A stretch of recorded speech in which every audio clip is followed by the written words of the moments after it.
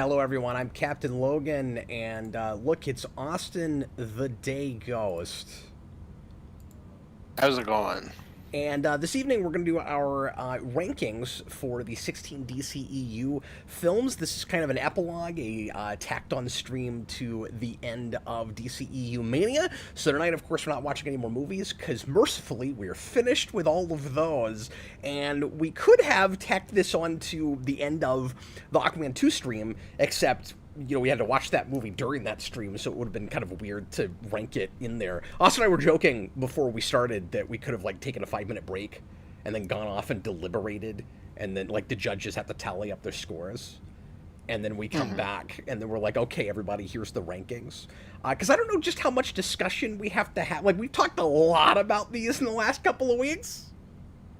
Well, and I can basically sum up this entire stream right now, which is that in the community chat, you said that we were doing this today, and there was one comment, and it was Tobin Bell Pones who just said the DCEU sucks.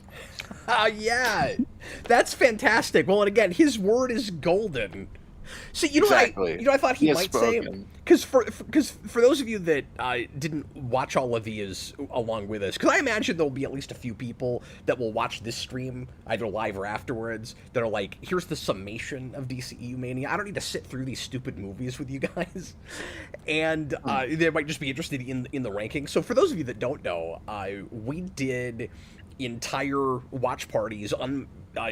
Like unplanned or I should say we didn't prepare for it, unprepared, and every single one of them, Tobin, I think almost all of them, Tobin Bellpones comes in and gives us a very succinct, definitive enough sounding opinion that it feels like everyone is supposed to agree with him, and usually I did. But then there were a few that he hadn't seen, so he would come in and he would just go, "I've not seen this." It's like it'd be like, "This film is terrible. This film is not bad. I've not seen this film." And so then we would go, "Okay, that is the definitive opinion about this movie. We've not seen it." Well, I think with that one, I think I specifically hadn't seen it, so he was correct. And there's a few, it's bad question mark. Yeah, where it's like, yeah, he couldn't quite decide how he landed on it. So I thought when you said that he left a comment, I love that he was the only comment. That's the best. But when you said that, I thought maybe he'd come in and be like, DCEU Mania didn't suck.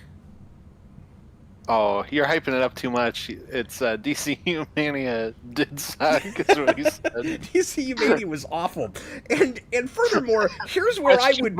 Furthermore, here's how low I would rank DCEU Mania in my rankings of the DCEU films. Were it a film. Exactly. We did kind of some recapping of our overall thoughts already at the end of Aquaman 2 along with Robert. I invited Robert tonight. He couldn't make it, unfortunately. So at least you guys don't have to sit through 3 lists of this, I guess. But it would have been interesting to see what his list looked like. We can always put it in the chat. Yeah. Or in the comments after the fact. No, absolutely. I hope he does. And everybody else, feel free to do that as well. Austin suggested that, just before we started, that maybe we should have put out feelers on Patreon, at least, for ranked lists from you guys. And I thought of maybe doing that, and I decided against it because I thought just reading people's lists without explanation might be kind of dull to people. So what I did, but I wish I'd thought of this before we started tonight, so we won't get a lot of responses for this. But if you're so inclined while we're broadcasting, go to the community tab on YouTube and respond to that and give us your favorite movie in the DCEU and your least favorite movie in the DCEU, and we'll at least see what the consensus kind of looks like and just how many movies actually come up with that, Austin. Because we already have 9, so we're doing well. Oh, excellent, cool, and we'll read all of those, and we'll get kind of a pseudo tally. We won't make, of course, a complete ranking based on that, but we'll at least get a sense of which movies most rise to the top and which movies most drop to the bottom. And I would guess that the majority of people will say one of a couple of movies for top and bottom, but we'll see if I'm right about that. So Anyway, in fact, Austin, what would your guess be? Because you and I are a little bit different, maybe from the pack and certainly from each other. So, not would you guess like my top and bottom would be, but what do you think the consensus ultimately is likely to be for like the couple at the top, at the tip top, and the couple at the far bottom? Okay, I'm gonna say the top three, like not in terms of like these are the top three for most people, but the three that I can see most likely someone would say is their favorite are probably Man of Steel, The Snut, and The Suicide Squad. Yep. Yep. And then I for think the so, bottom too. ones, if I were to give, That's harder. it is harder. I would say if I were to give, I'm gonna give four on this one. I'm gonna be a little. I'm gonna give my bases a little more. I'm gonna say the theatrical cut of Justice League, Mhm. Birds of Prey, Suicide Squad, and The Flash. You know, the responses with not Birds of Prey, with Suicide Squad were like overwhelmingly insanely negative when we did that commentary. Like people were just mad about it. So like, yeah, I think you're absolutely right on that. Well, I'll say too, because this ranking is very much based on the DCEU mania. So there are things Right. where we enjoyed it. So I had a hard time going, oh, like that should be at the bottom. Like I will straight up say, Suicide Squad has always been my worst. That was one of the more fun DCEU manias. So it was kind of hard for me to justify putting it at the exact bottom. So it kind of got bumped up because we had a fun time like trashing that movie. But it probably is the worst DCU mania. But that Oh, you was mean just like movie? the experience. Or Yeah. sorry, the worst DCEU movie. Sorry, thank you. Uh, but I enjoyed watching it with you guys more than I enjoyed watching some of the other ones we did. So Yeah, there were others that I'm just more bored by and irritated to have to sit through, and it's a more relatively interesting failure. Like it's not boring like some of the others, and I don't even think certain movies are boring in the same way you do, but I do find a good number of them pretty boring. mhm. Yeah, and I find Suicide Squad boring, but That movie's just well, irritating. when Suicide Squad also annoys me just as a fan of Yeah. that material. But Well, so that's maybe it should be my bottom, but that's I had a good watch probably with you guys. the thing that makes this most worth doing still in doing a ranking after we've talked so much about these is in just justifying the exercise of giving you guys a sense of how have our opinions changed, if at all, on some of these movies, going back and looking at them in rapid succession, which was really a lot of the point of doing this, and also just walking back down this bizarre memory lane right before this thing is getting rebooted. And by right before, I mean a day before. So Austin is going to see Superman tomorrow night. And let me mention, this of course dates this stream, but let me mention real quick that we're not going to have a stream tomorrow night. And apologies to the requesters. We're going to need one more week before we get back to request regularly, because my wife is out of town. I don't have time to prepare for one, and Austin can't make it anyway. So we will be back on Friday night with a new Rewind commentary. We're going to be doing Darkman, and then we'll get back to the requests next week. So I apologize profusely for that. We had intended on doing that this week, and the chips fell the way they did, and it just is not going to be in the cards. I thought about trying to do one of my own. It's going to be really hard to prep and be remotely coherent, and I've gotten like no sleep this week, so I'm gonna need tomorrow. But I hope everybody understands. And anyway, so I'm gonna see Superman Friday during the day, and then we're gonna do the review on Monday. I may milk this being such a big movie, and go ahead and do a quick 5 or 10 minute sign flip review with Jason after we get out of the theater if we have time. Austin, I hope you won't mind if we do that. You're not being there Oh for that no, one. I definitely mind. Arr.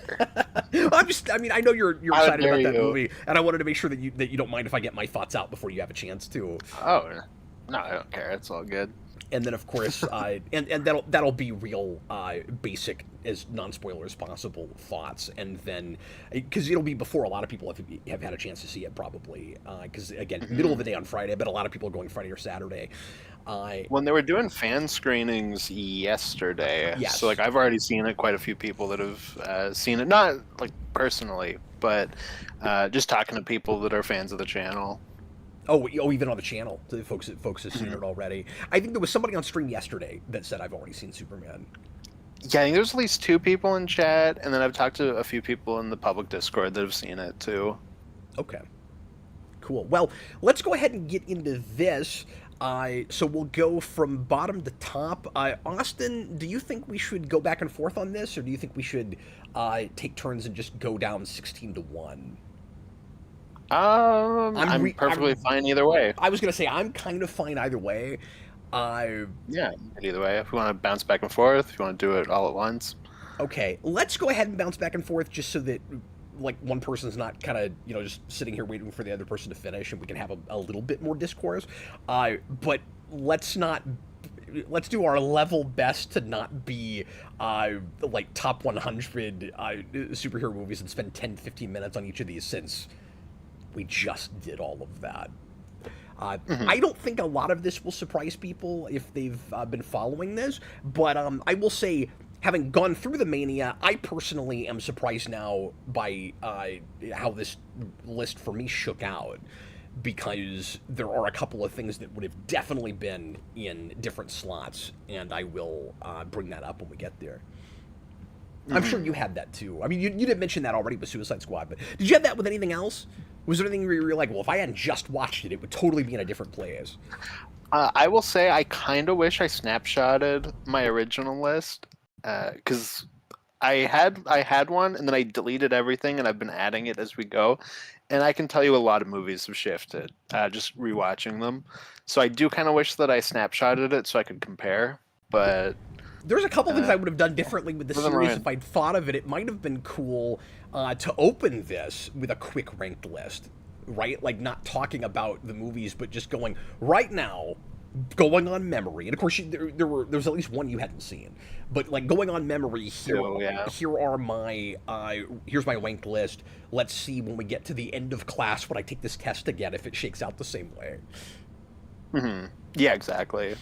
But we didn't do that, so whatever. Austin, why don't you start 16-1? Let me start by making sure that you have a list of 16. Like, we are looking at the same list, correct? Yes. The only thing that I have is I do have Peacemaker on my list, and I'll probably just say this is where it falls, but I won't talk about it because we're just talking about the movies. Yeah. Because there's only one show that I've seen, so I'll throw that out when we get there. But I won't talk about it. But yeah, so I do have all of them in here. Another thing we might want to do too is, because we didn't talk about this, but a couple of people, or maybe it was just one person, I forget, somewhere in DCEU Mania was mentioning the fact that Joker comes out during all of this, and of course it's not in the DCEU, but it was the other, and the Batman. That's true, and the Batman. But Joker was a movie that happened during this and was a big movie, but and at the time anyway, made it feel like DC was doing a little bit better just because they had $1 billion movie, and that's true with the Batman too. So I guess we could maybe suggest just where those two movies would fall in our rankings were they to count, since they were part of the slate, part of the stable, but not in this continuity. And easy for me to say the Batman would beat anything on this list. I have that. I don't know where Joker would fall, to be honest. Like, like the Suicide Squad. I still would put the Batman over that movie. I don't know if you would. The Batman made my number 1 in the top 100. So. Oh, that's true. So it would also have to beat the Suicide Squad. Yeah. But I don't know where Joker would fall. It would be pretty low. Yeah, I don't know. It would be pretty low, but I'm also looking at movies and I'm like, okay, but these are all pretty bad. I don't know. It's hard to say. I think it's fair to say, and this may be a cop-out, it would be in my bottom 5 or 6. I think. I was gonna say I would say about that. Maybe just because of how much I've continued to like hate it more. And I liked it fine when it came out, but just the more we've had to talk about it, and especially since its sequel, like, it's really fallen hard for me. It almost made toward the bottom of my top 100. There's a chance it's in my bottom 50 now when we do that list. There's a chance. Maybe it won't be just because Joker 2 was liable to be there. But anyway, we'll see how that shakes out when we get there.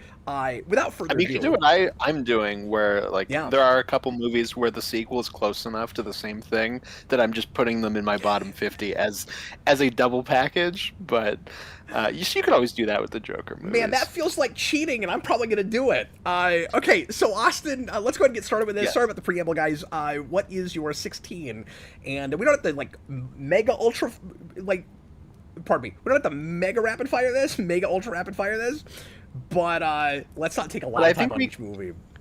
I think we can just talk about this because 100% we have the same 16. My 16. I don't know if that's true. My 16 is Birds of Prey. My 16 is Birds of Prey. No, I'm of course. So relieved. Yeah. I went like back and forth with my 16 and my 15 a little bit, and I worried that I was maybe being a little bit not hyperbolic, but I guess disingenuous with it, because I did praise it for action and stuff, but it is in many ways to me the most offensive of those, and it was just the hardest to sit through even on a second viewing, even talking over it.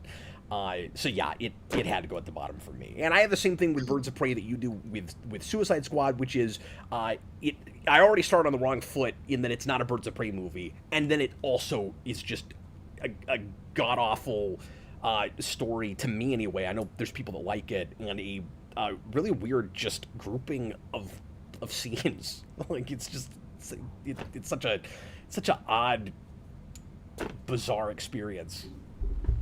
Well, so Suicide Squad was always my worst, and then Birds of Prey was right after. Like I said, I had a better viewing of Suicide Squad because we talked over it, but Birds of Prey was hard to get through. I would say there was like 3 DCEU manias that were genuinely hard for me to sit through, and that was the hardest. That movie is incredibly obnoxious. That's what John Park just said in the comments. Yeah. And no disrespect to anybody that enjoys that. There were a couple people that gave perfectly valid explanations for themselves personally why they were enjoying it. I just couldn't get there with them. I was hoping to. When a quarter to a third of the responses we got on Patreon were positive, I was like, maybe there's something I didn't see in it first time out. And I was hoping I would find that thing. Yeah, and it's hard for me not to just see that film as like the Temu version of I, Tonya. That movie's god awful. But anyways, now we can go on to the next part of the list. That may be the only one we completely line up on. I guess we'll see, because our list will be pretty different, although I'm sure there will be a few that are in the ballpark, certainly, at least in the bottom. And did you have this? The ranking for the bottom was the hardest for me. It was a little bit easier when I got toward the top, but figuring out where to put the really bad ones, because if that felt more arbitrary. Yeah, no, I agree completely. My number 15 is the theatrical cut of Justice League.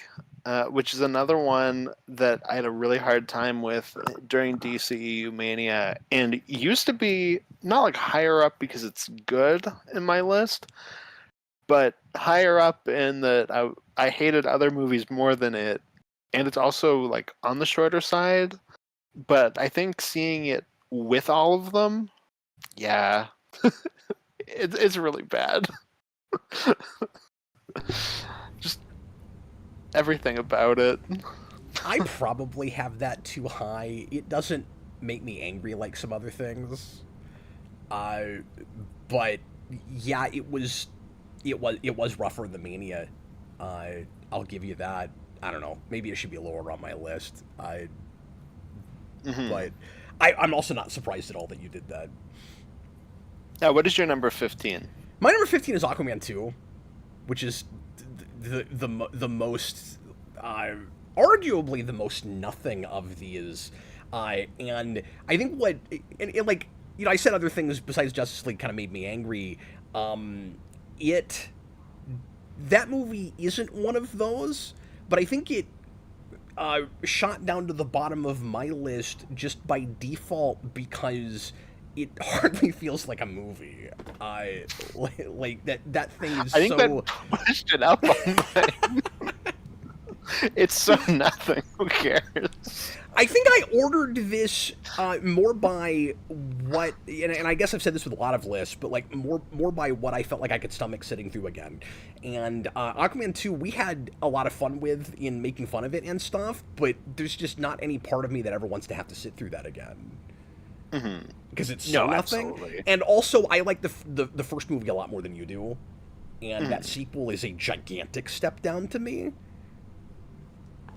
Yeah, for sure. And just feels like it's such an totally fair. obligatory nothing sequel.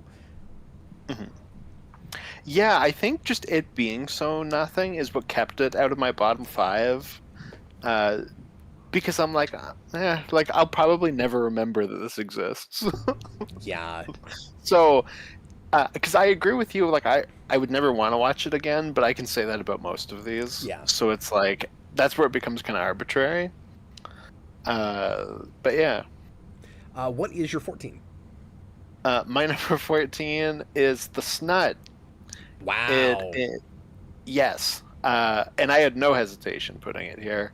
Yeah, and you and I definitely look at that movie differently, but I mean, this is another one of those places where you're not wrong in your criticisms. They just don't bother me quite as much as they do you. Like, yes, it's way too insanely long, and yes, that last half hour is baffling and unfortunate.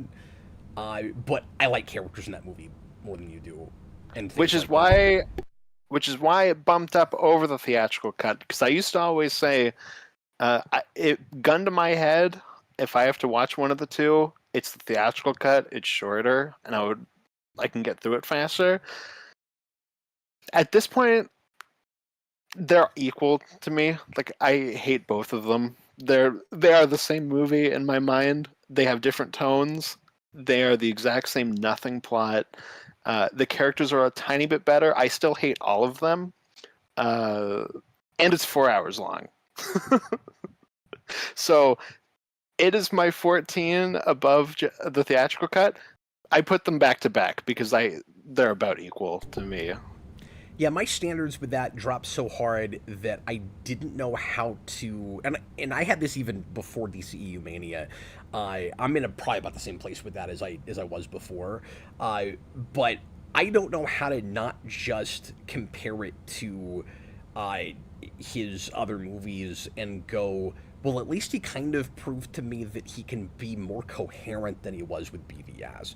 I had a really hard time not just grading it on that curve, on the I know what the hell is going on curve. But see, we both do though, which is what I've always said is that we both look at it exactly from that perspective.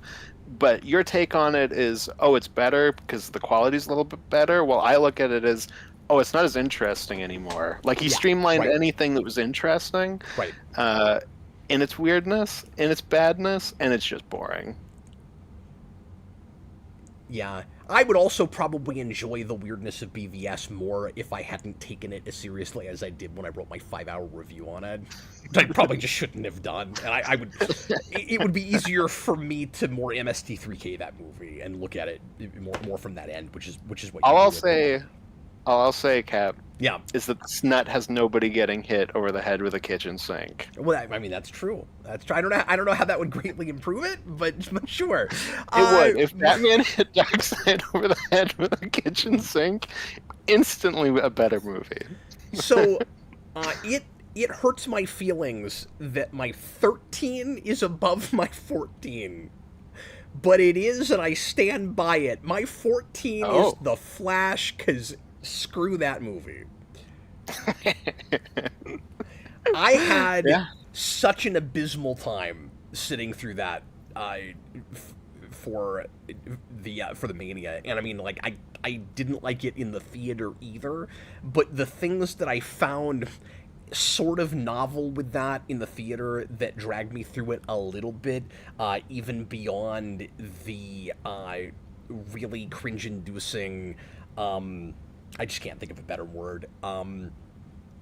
Like obnoxious Ezra Miller moments in that, and like the naked scene, and any time that he was on screen with himself, and just dumb choice after dumb choice, and bad line of dialogue after bad line of dialogue.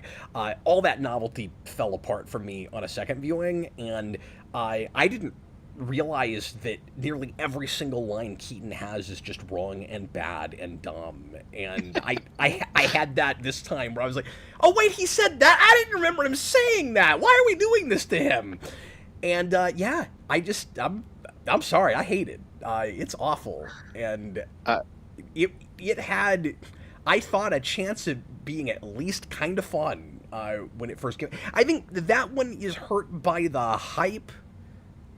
You know what I mean? Because, like, we've talked about this, but you had people that in Hollywood that came out of the World War talking about how good it was, and it was just supposed to be like another big nostalgic moment, with whether you wanted that or not, with Keaton coming back as Batman and all of that. And I thought, like, there's a chance they do something clever with it.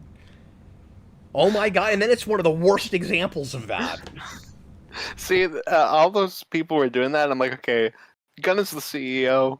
Stephen King is notoriously bad taste in movies, and then Tom Cruise runs a lot, so he likes The Flash. I'm aware of all of that. I thought that there were other people too, and I think it had. I can't remember now. I thought maybe it had like a half decent audience score initially, and I was Possibly, like, I don't know. Sure. Maybe there's a chance with this. It was another one of those where. We talked about this a lot through DCEU Mania, but I was duped several times with trailers that, in thinking, not trusting it, but just thinking, okay, I mean, they cut a thing that looks like it might be cool, and they did a much better job making trailers for those movies than they did making movies. Like, you would agree with that. Yeah, fair enough. Well, I guess I'll just throw it then. My number 13 is The Flash. Oh, good. You got it even. You've got it somehow one step above me. Yeah, look at that. I'm a bigger fan of The Flash and 89 than you. What can I say? Sure. No, I don't know, Cap. To me, you sound like a hater. Can I pass the salt? What is that? What does that mean? Why did he say that? Just no. There was some line that he had in that scene right before that Keaton had in that scene right before that, where it's like, I can't believe they had him say that. Do you remember what it was? I can't remember what it was. That I missed in the theater, and you were like, oh yeah, I always thought that was dumb, and I totally missed it before. Oh, okay, because the one that came to my mind was the dick ripping line, which I missed, and you had to point out to me. No, that's later. That's not what you're talking about. Oh, okay. No, that's not what I'm talking. I don't remember what it is. Joel Davis just put in a $2 super chat and says, is Blue Beetle canon to DCU? We talked about this. You actually weren't on that one, but we discussed that a little bit with the... I can't say Brandon and I, because Brandon wouldn't have a dog in that and couldn't care less, but I talked about it a little bit. And we can't be sure yet, but like possibly, probably, I don't know. I think it's like the Suicide Squad, where it's like a version of this is canon. Yeah, Verdict is kind of might not not exactly it, be. But the fact that it's getting an animated series sequel thing, if that same actor ends up playing it in any other movie, and especially if he has any of his supporting cast, it'll be, like you said, it'll feel like kind of a loose thing where, and Gunn's even said this with things where he's like, if we reference it, then that part of whatever we're talking about, then that part of it is canon, but not necessarily the whole thing. I saw an interview with him the other day where they asked point blank, did Bloodsport shoot Superman with a kryptonite bullet, and he said no. Oh, so okay. There are things that don't exist, I guess, in these. They are like slightly different, but who knows? Dan We'll Schneider, find out. $2 super chat. Only the snot has Joker offer Batman a reach red. Well, that is true, and we're back That talking is about correct. this again. That is why it is my number. That is true. 14. I thought that could shoot it up for you a little bit, honestly. No, because it has Jared Leto doing stupid Jim Carrey impression. It's number 14. You know, I completely forgot. I was cataloging my movie collection today, and I completely forgot that Jared Leto was in Blade Runner 2049. Yeah, isn't he only in like one scene? Yeah, but he's on the box, which is so weird. That is funny. But I His just forgot he was in that. Jared Leto's best film roles, though, are American Psycho and Fight Club, which is just correct. 13. But yeah, The Flash is awful. What is your 13? My 13 is Wonder Woman 84. Which I somehow like slightly better than The Flash, and I feel sort of weird about that. Although I will say that was a movie in the theater that I was baffled by but didn't like straight up hate. It's just too long and has a Saturday morning cartoon plot, and I think the thing that drops it that low is we had a real bad watch of it. Is part of it in Armenia, and it does have one of the more offensive issues with, as we talked about with that Wonder Woman kind of like violating a man we never get to know in order to bring Steve Trevor back, and I can't deal with that. That really bothers me. But yeah, it's hard, it's kind of hard to get through, and if only it was like an hour and a half shorter, it'd be not great, but fine, I guess. My number 12 is Wonder Woman 84. Oh, is it really? It's too inconsequential It's one over The Flash. It's too inconsequential to make you sit there that long. Yes. No, that is very true. No, I mean, it takes everything that I don't like in the first movie, ramps it up to 11. Takes the one thing I do like in the first movie and ruins it, and then somehow found a way to make the villains of the first movie worse. I don't know how they managed that one. and it's like 2.5 hours, and it's basically an episode of the Linda Carter show. Like, it could be, just an episode length. Yeah, that's the epitome of stop wasting my time. Exactly. I just think it's funny that we have it so close together, because I didn't say this, but part of the reason that I don't like it and have it so low is I like that first movie, and it's a gigantic step down to me. And I know you don't even like that first movie. Mm-hmm. No, but that was another one that was kind of hard during this mania. Yeah. So drops it down a little bit more. But this was always kind of around my bottom, so I've liked not it less too and shocking. less ever since I first saw it, certainly. Mm-hmm. Now I'm wondering, though, if your 11 is going to be my 10, because it seems like we're just one off. We're in a chain here. We're going to keep stair-stepping it? Yeah, exactly. Okay, so we're at 12, right? Oh, that's right. Yeah, I'm on 11 is next. Sorry, you're right. I'm just making No, sure I what don't is your accidentally 12? say the wrong one. So No, I got thrown off by so my you just own. did your 12, because that's Wonder Woman 84. That was my 13. My 12 is, and I imagine this is where we'll fall further apart again, unless, just based on things you were saying before we watched this. But I wonder if our actual watch of it changes your mind at all. My 12 is Black Adam. Oh, okay. That'll be higher on your list. I'm not saying anything. That could be my next one. And I will say, I think it's even higher than it would have been on a list I made before we watched it again. Possibly. Mm-hmm. Yeah. Friend of it's not very good. I don't even know what else to say about it. That one struggled to even hold my attention during the mania. It's simultaneously too typical and also still somewhat baffling. I guess I keep using that word, but there are some weird counterintuitive choices in it.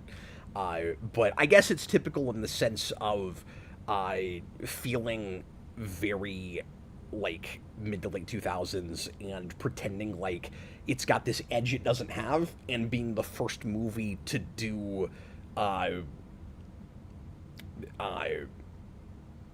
like anti-hero stuff. Like it's got that in common with, you know, like Deadpool and things, except that's a way better movie. But I at that point I was really really tired of these movies that came in and were like, not your daddy's superhero, and I'm like, dude, we haven't had any superheroes in this universe. Like, stop it. I mean, that many, makes it funnier anyway. than Deadpool.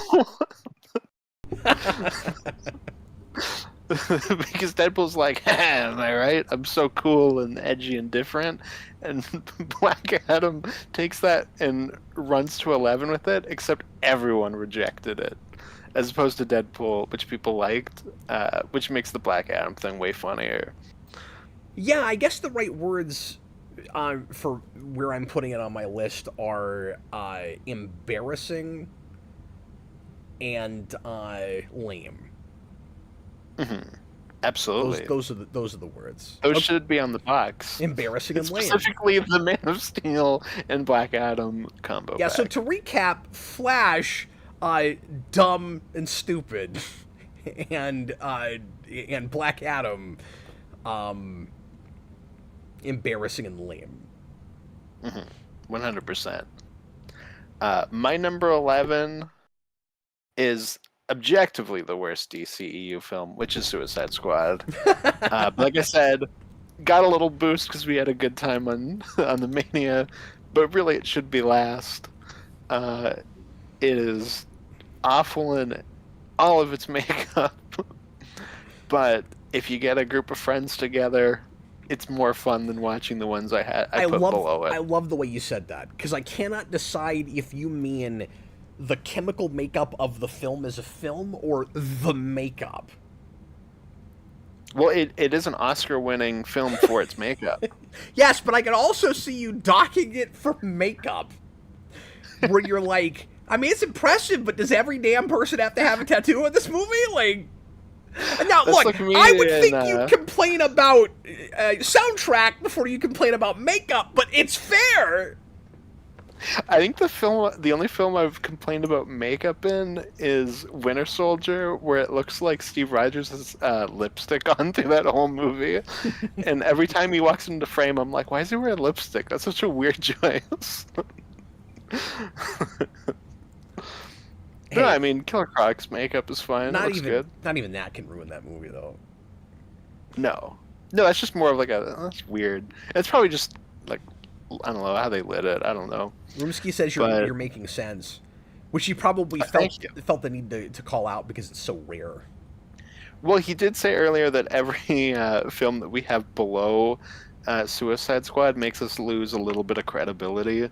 So I think just the fact that I said it is objectively the worst one, because it is, probably returns my credibility. Well, and I have it higher than you, which means you have more credibility than I have right now. So all you gotta do is say it. All you gotta do is say it's objectively the worst one when you get to it. It doesn't mean I like it. I mean, the problem is you have to get pretty high up the list before I can even say I like the movies on the list. No, and that's same here. But no, Suicide Squad, you need your own squad. That should be on the box. You need your own squad to get through it. Okay, don't watch that by yourself. You know, you need a friend. No, you need it's like a movie that's too scary to watch. You need somebody to hold your hand through it. You need to watch it in the buddy system. You gotta take turns. It's like staying awake during the zombie apocalypse. Like you need somebody to keep watch, and then you go take a nap while they watch part of Suicide Squad, just so you can get through it. Mitty Blof is a name I don't recognize. $5 super chat. Welcome. Morbidly funny story. A family member passed away in the next room quietly while I was watching Black Adam at max volume. I still like the movie though. That has to be the worst way to go out, with Black Adam playing in the background. No, I'm sorry for your loss. That is awful, but you're right. That is a morbidly funny story. I've never had that super chat. Anything remotely close to that super chat. Thank you for that story. I don't know what to say about that. That it doesn't sound like rude and wrong. I don't even know how to respond to that. That's amazing. Well, one time I watched Ant-Man, and my dog broke a glass next to me, and I reached down to grab it without looking, and it like slit down my wrist. So I always say that that is a wrist-slittingly good film. So I'll throw that out as a, Well, a dark, funny story. It's fine. They were old. I mean, fair enough. Fair enough. That is probably comment of the week right there. I do hope that when I die, I get to go out to the serenation of The Rock as Blackest Adam. Played at full volume. Played at full volume, yeah. Mm-hmm. Part of the reason that gets, I should say, as high on my list as it did, I know we got past it already, is you did at least have really good casting for Dr. Fate. And Henry Winkler's cameo is really good. Okay, are we to my 11 now? Yes. My 11 is Shazam! Fury of the Gods, which feels way too high. But you haven't even said it yet. That is true. Because my number 10 is Shazam! So you're, Fury of the Gods. You're right there with me, but just one step above. Just one up. So we didn't like that movie. It was a hard watch, particularly the third act with the stupid taste of rainbow and just that entire action scene. But the sidekick kid is still really good in it. Yeah, I can't even say that was a hard watch for me on the Mania itself. Like, I do feel like compared to the movies we had below Suicide Squad, because like I said, Suicide Squad was probably the most fun Mania to make. Yeah, those ones I would say were genuinely hard to sit through. Shazam 2, I didn't have as hard of a time sitting through, but like it's not very good. That one I did. I was just really bored with it and kind of struggling to think of things to say. And it probably helps, and I might have had the same experience you did, that was your first watch of it. Yeah, no, that probably did help. Like, you at least got to do the, like, riffing response in real time, having never seen it thing, which just automatically is kind of a more interesting exercise to do with a thing like that. I just wonder if you'd seen it before, if you wouldn't have been bored like I was. Yeah, no, very fair. Yeah, that was just kind of a movie that existed. It passed. Nicholas Bodo says Fury of the Gods looks very nothing burger. Is there horror massacre scene in it? Didn't you ask us that before? Maybe somebody else did while we were watching it. But no, that doesn't happen. Well, it happens at the beginning, because that's true. That's when it has the janitor from Peacemaker, and I was like, oh, he's here. Oh, he's dead now. That's right. I forgot about that. No, it's another nothing movie, kind of like Aquaman 2, but it holds together better as a movie than that. Like, it's still very obligatory sequel, but at least structurally, like, it's more like a movie. I don't know. Mm-hmm. They're both very similar in a lot of ways, but it feels a little bit less like reshot and cut up and moved around. And and that's fair. Aquaman 2 is a movie that was probably never very good, massively compromised, and Shazam 2 is just a kind of not very good movie. You know what I mean? Like, I don't think that's a compromised movie. I think it just sucked in the first place. And Aquaman 2 sucks, and then it's cut all to hell and isn't a movie anymore. But it has like, one of possibly Suicide Squad. Suicide Squad may also have this. The Suicide Squad has it even worse for being cut up. But the Aquaman but what I'm 2 saying is, does even if it wasn't all cut up, it was probably still never it was probably still bad. Yeah. No, I agree. Aquaman 2, though, does have maybe the best shot in the DCEU, besides Orm eating a bug, which is that one shot of... It's when everybody's talking on that rock, and it just cuts to Aquaman, and he's sitting there, and you just get, like, Mira's arm, and it looks like they took a shot of both of them and cropped her out. Oh, that's true. But yeah. Well, What is your... Oh, go Shazam ahead. 2, oh, sorry, I'll say this real quick. Shazam 2 was the place where we came to the realization that so many of these movies, and some of the worst ones, go to Greek mythology, which we love and want DC to do, and Yeah, can't make it interesting. It makes Greek mythology some of the dullest stuff in its movies. that's heartbreaking. Yeah, I don't know. Okay, so Figure your stuff out. so Fury of the Gods was your 10. Yes.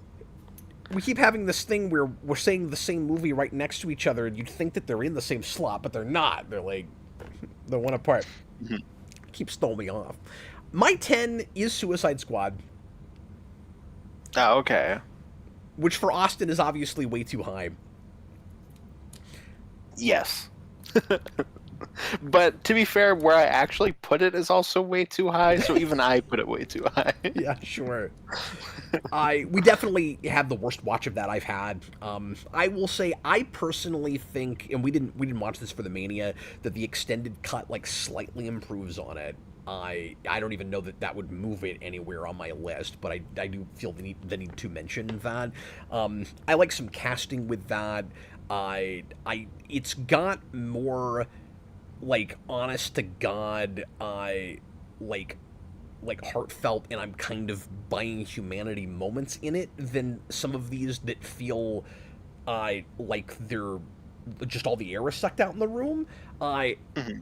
And then again, as an actual movie, the thing is just really bewildering in the way it's put together, like a trailer, and the soundtrack is awful, and Jared Leto is awful, and there's a lot of awful in it. So it is. This just tells you how bad overall the DCEU was. That movie shouldn't be 10 on any list out of 16. Mhm. It's just ridiculous that I even have to put it there. But it's more memorable than some of these other movies, which I guess is part of the reason it ends up that high for me. So I don't know. It's hard to justify. John Pork says that we should rank our favorite DCEU controversies. That's great. Yeah, is it Amber Heard, or is it My number one is probably Ezra Miller. Ezra Miller? No, that too much of that really bothers me and hurts my feelings, though. I can't call that a favorite. But when we're ranking them, are we ranking them as, oh, we really love this controversy? Well, I mean, I thought maybe controversies you find amusing in some way. I don't know. I don't find that especially amusing. I mean, maybe there's bits of it, but as soon as children are involved, Well, there's just certain things like that. Watch Mojo as a top 10 presidential assassination video. How do you rank which one you like more? no, I don't know how you do that. That Nicholas Bodo top one is Jared Leto for me. Yeah, no, that'd be up there. The Whedon thing is certainly in there. Yeah, I'm sure we could come up with 10. Yeah. 10 I don't know how to rank DCEU it, controversy, and then well, no, you're lying, because I know what your favorite DCEU controversy is, and that's The Rock trying to change the hierarchy of the DC universe. You can't tell me that's not your answer. Okay, that is objectively the best objectively DCEU controversy. Yeah, that counts You're as right. a controversy. Yeah, that counts. He tried to take the whole damn thing over. It's a controversy. He did change the hierarchy. Yeah, he did. We speculated about how much longer the DCEU might have lasted if he hadn't done that. Well, in the Mania on Black Adam, I think I checked the numbers to see when exactly the hierarchy actually changed, and I think it was in the same week. The existence itself of the Snyder Cut was a controversy. We could definitely come up with 10, and at least 3 or 4 of them would be individual Snyder things, maybe, Mm-hmm. or at least a couple. Possibly, I don't know. I don't know. Yeah. Are you next or am I next? Now, Did you say your number 10? Yes, my Or your number number 10 10 was was Suicide Suicide Squad. Squad. Yes. That's right. Okay, my number 9 is Aquaman 2, which is How? only as high as it How? is How is it that high? because it's so nothing.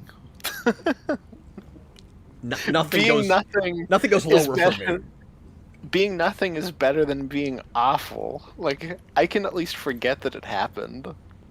That's fair. I still think.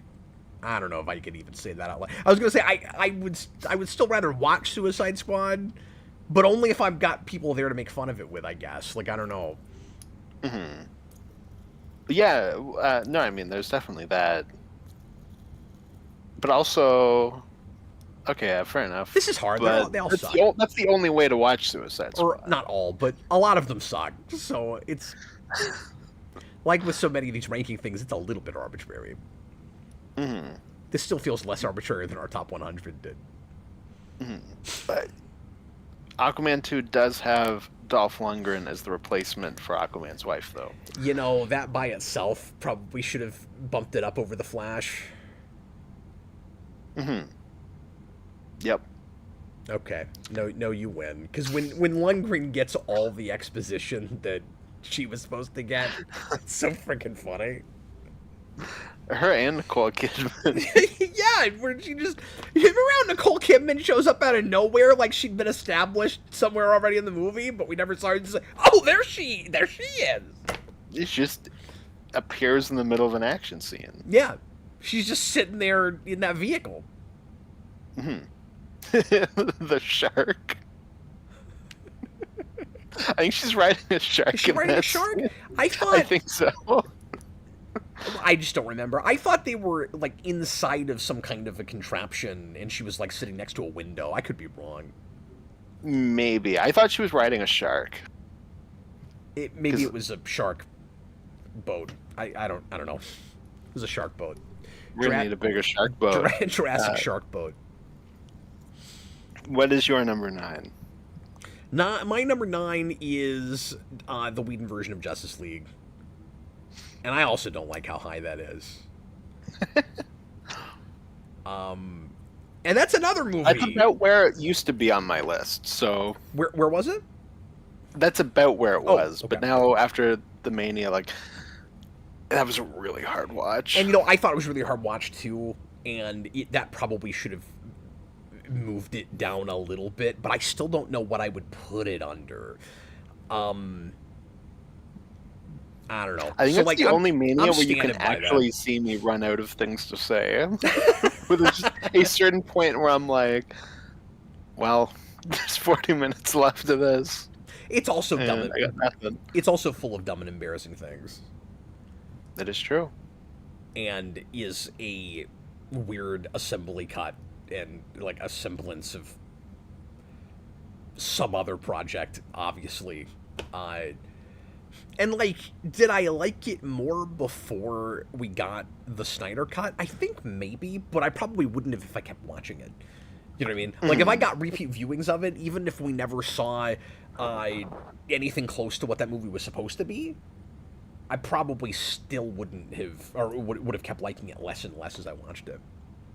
Well, nothing will ever top my initial viewing of that, where I had to see it in the front row and on the very far right. Where I had to watch that entire movie like this. That is the only way to see that film. You know what the most painful moment in that entire movie is for me?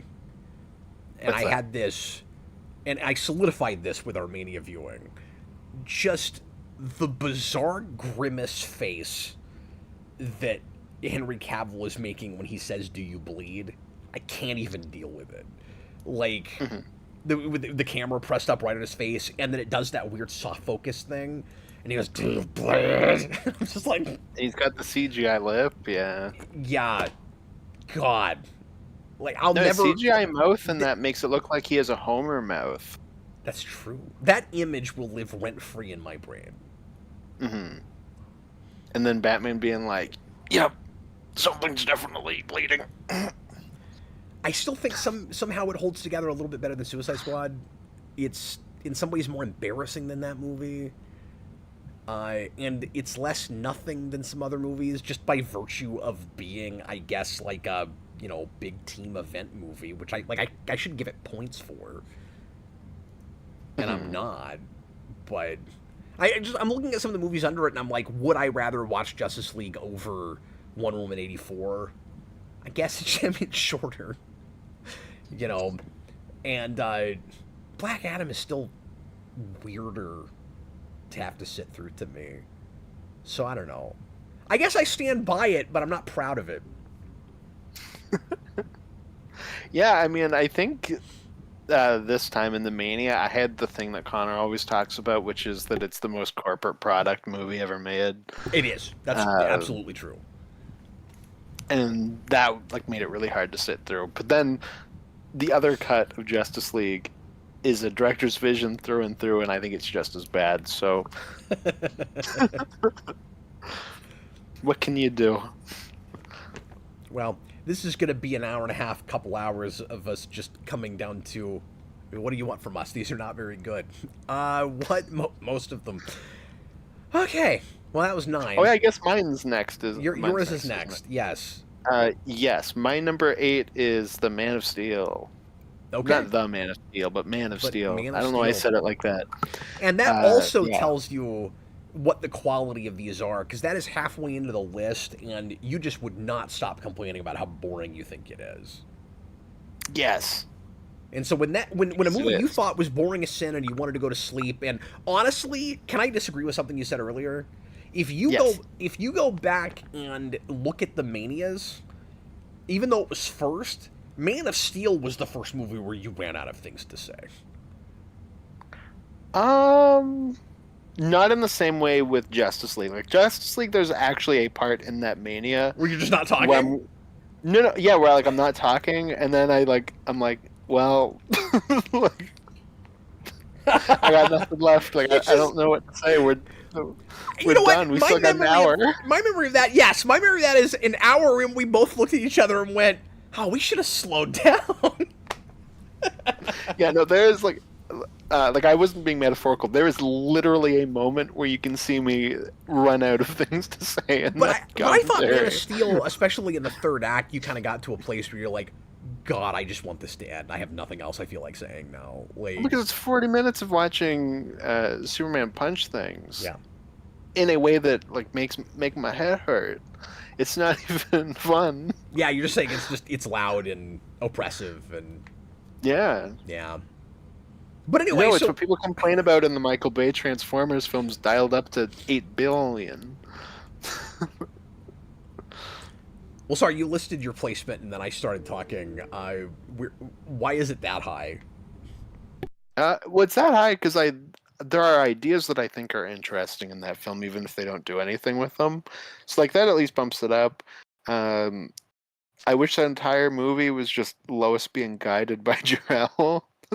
That is the one scene where I'm like, oh, there's kind of a spark to this. Yeah, that's what I had, especially on the viewing that you and I watched, where I was like, oh, there's life in this now, and there's a little bit of levity, and shoot that way. Exactly. Yeah, when he starts just popping around everywhere, it might have been fun if they could have contrived the reason for him to be able to do that outside of that ship. Yeah. If he and Lois just started dating. Yeah, I had that too. Where I was like, well, we both said that. Where we were like, they have chemistry in a way she doesn't seem to with Cavill as much. Well, because that's always been my issue with Amy Adams. And I don't mean sexual chemistry, but just any chemistry. Any chemistry. I think Amy Adams is genuinely a great casting choice for Lois Lane, but she's really hurt by the fact that they have no chemistry. Yeah. It's sad. But that would have been a different angle that we hadn't really done with Jor-El, where he's still the AI, but he's able to, just follow Superman around. And give him somebody to talk to. He's what Crypto is in the new movie.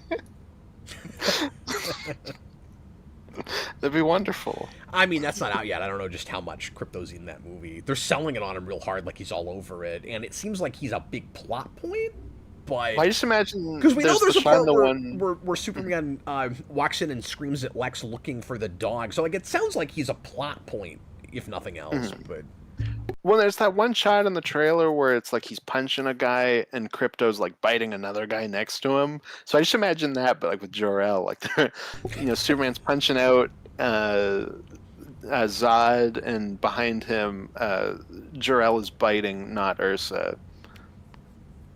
well, It's like that. I'm trying to remember if, now that I'm thinking about it, if My Adventures of Superman kind of does what I'm talking about, or if that Jor-El is also just on the spaceship.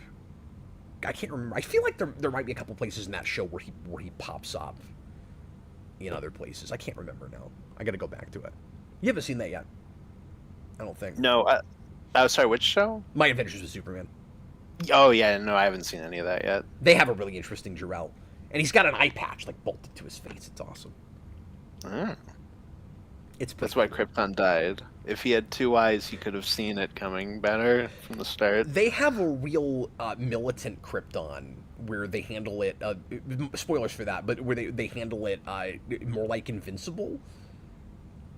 Oh, okay.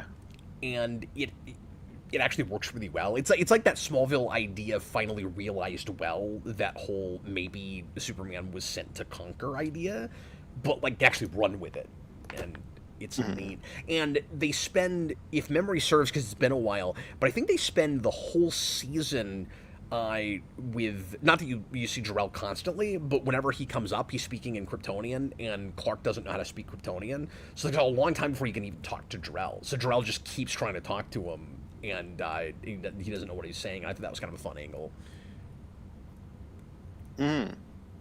Interesting. Yeah, I should check that show out. I want to watch at least the Fleischer shorts before I go see the movie tomorrow, but I'll see if I'm able to. That show has the best Lois and Clark romance I feel like I've ever seen. And give it 3 or 4 episodes, because I thought it was kind of irritating at the start, and I really adjusted to it, and then the storytelling got great. But it felt like a very preteen kind of show to me at the start. It very quickly elevates itself above that. Oh, okay, cool. Just so you know. Anyway, that's my endorsement of that show. And now, back to this list. Your so, 8. my 8 is BVS. Oh, okay. BVS winds up halfway in the list just because it's ambitious. There's some style stuff I I like some of the look of that movie. It's the same thing as Man of Steel, where there's ideas I like, but not only does it not always run with them, but I'm not always sure what it thinks it's saying about things, and I just don't feel like scenes follow other scenes. And that's the thing the big thing I was complaining about with that, of course, and we talked about this ad nauseum, but it's still a much more interesting kind of failure in a movie I would rather have to sit through than some of these other kind of nothing movies. So that's why it's that high. I mean, I agree with that completely. My number 7 is Aquaman. My number 7 is also Aquaman. So we're right on. There you go. Wait. That's bizarre. Why is that? Because I like that movie more than you do. That was, gun to my head, that would have been one of the 3 movies I would have said there's no possible chance we have in the exact same spot. Which, again, just tells you how bad the DCEU is overall. That you and I can have totally different feelings on a movie and still put it in the same place because there are so few options. No, it says that you like the DCEU more than I do. Don't say that out loud. I don't like that. It's true. It's true. No, Aquaman used to be near my bottom because it's really annoying. But these other ones below it were harder to sit through this time, so it bumped it up just a little bit. As Aretha Franklin said, just a little bit. So yeah, if it hadn't been for the Mania, that would be lower on your list. Yeah, probably. If it was just going off memory, it would probably be lower. I didn't feel like our commentary was winning you over on it or anything, but I was getting the sense that you were like slightly less irritated with it. It helped that we were talking over it, so I couldn't like focus in on things that I found annoying. And I do kind of enjoy the bombastic nature of that, even if it's not, what I wanted or what I would have done with it. But I still respect it for just how much like wild comic stuff it does off the page, especially because DCEU, again, everything's relative. It was just taking itself so damn seriously at the start that you can argue that it's too far in the other direction, but it was kind of fun enough for me. Having said that, I liked it less with our viewing than I have before, because once we get to the desert and we have to watch Amber Heard have no chemistry with him, I checked out, and then I came back a little bit in the third act, but I was real checked out through that. And I can't even say I liked it more. I liked it about equal, but I just hated other movies more. Right. No, what was I gonna say with that? Oh yeah, my thing too with James Wan is I find he's very bombastic in like a pedestrian way. Okay. Where I'm like, oh, this is wild and crazy. If you haven't seen a lot of wild and crazy stuff, like compared to other DCEU films, I agree. That's just kind of always the feeling I have with him. Like people freaked out about how crazy his movie *Malignant* was, and I watched it, and I was like, oh, it's part of it is with that is that it's also ripping off an actual like crazy movie, but yeah, I don't know. That's just kind of how I feel about James Wan. And I think some of those modern horror directors maybe I just like a little bit more than you do, because like I'm definitely higher on Jordan Peele than you are. And stuff Yeah, like I mean that. everybody is. But... Well, yeah, but I mean I know a few other people that don't like Jordan Peele as much as I do. Mm-hmm. Yeah, that's fair. So that's yeah, like fair. the general public, definitely. But like I know cinephiles that are real like. I'm not calling you a cinephile, but I'm just saying, I know people. I was going to say it's usually the opposite. Like cinephiles love Jordan Peele, and then I know people that are way more into movies than I am that are like, yeah, he's not all of that. And I'm like, I don't know. I've enjoyed all the movies I've seen from him. Mm-hmm. I'm like the only person. He's Nope in all those movies, right? I'm just making sure I'm talking about the right person. Nope, Us, and Get Out. Yeah, I've not seen Get Out. I liked Us a lot. And I'm like the only person on the planet that seems to have liked Nope. I actually really liked that movie. Yeah, I saw Nope in the theaters. I was like, you know what? Nope. I don't. No, when he announced that title, I was like, well, that's what I say when you ask me if I want to go see the new Jordan Peele movie. But I don't know why. I think I was just like, you know what? Oh, Dan Stan likes it too. Okay. I will give it a chance. And then I think I was with it for like the first scene, and then I did not like that movie at all. But anyways. Now, to be fair, I'm being a little disingenuous because I only saw it once, and it was for a blind commentary on Patreon, so I've not watched it unfettered. Like, I was talking some over it. But I'm also in the minority, and especially with Nope, like I feel like of his movies, Us is the one that's the most divisive. But I think most people tend to like Nope, and everybody loves Get Out. Well, I'm wrong about that then. I thought Nope was just like full-on pandered, like people didn't like it. No. Or panned, full-on panned. Yeah, no, people did really like that movie. Not as much as Get Out, but more so than Us, I would say. Yeah, well, Nope has an absolutely, what's the word I'm looking for? Like, unfortunate third act. Like, that movie completely falls apart at the end. And I still liked it.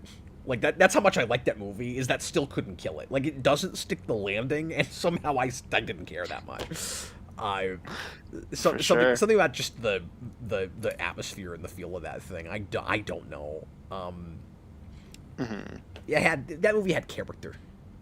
Joel Davis, $5 super chat. Hot take: My Adventures with Superman is better than Superman the Animated Series, and that show was my childhood. I mean, I can't argue with that. It's one of those things where animated series is more definitive traditional Superman, and My Adventures is a great alternate take. But when you're comparing apples and oranges in this way, you're talking about a much more serialized show that is not on 90s broadcast and has any kind of censorship and is allowed to have a great deal more character dimension. So you kind of have to compare them to their eras and their respective demographics, I think. So, like, you know, yes, if you're holding Superman animated series to standards it can't be held to. Yeah, that is a better show. I don't think they're especially comparable. I think they're both great for the kinds of shows they were making. Well, they seem like different takes too on the character, which is cool. Yeah. It's just we've got a nice variety of Superman stuff now. Yeah, well, and my adventures is something that I would say is part of that recent push to really bring Superman back. Where I feel like in the last couple of years, DC's really been pushing, like, we need to bring Superman back to what he was, because he's really fallen in pop culture. Their comic status quo has been much closer to traditional for several years now. For a long time, it was, you know, we can't have the regular supporting cast and positions they're usually in and any of that. And, like, the most unusual thing that seems to be happening right now is just Lois Lane is running the Daily Planet, which just seems like kind of a natural thing to do.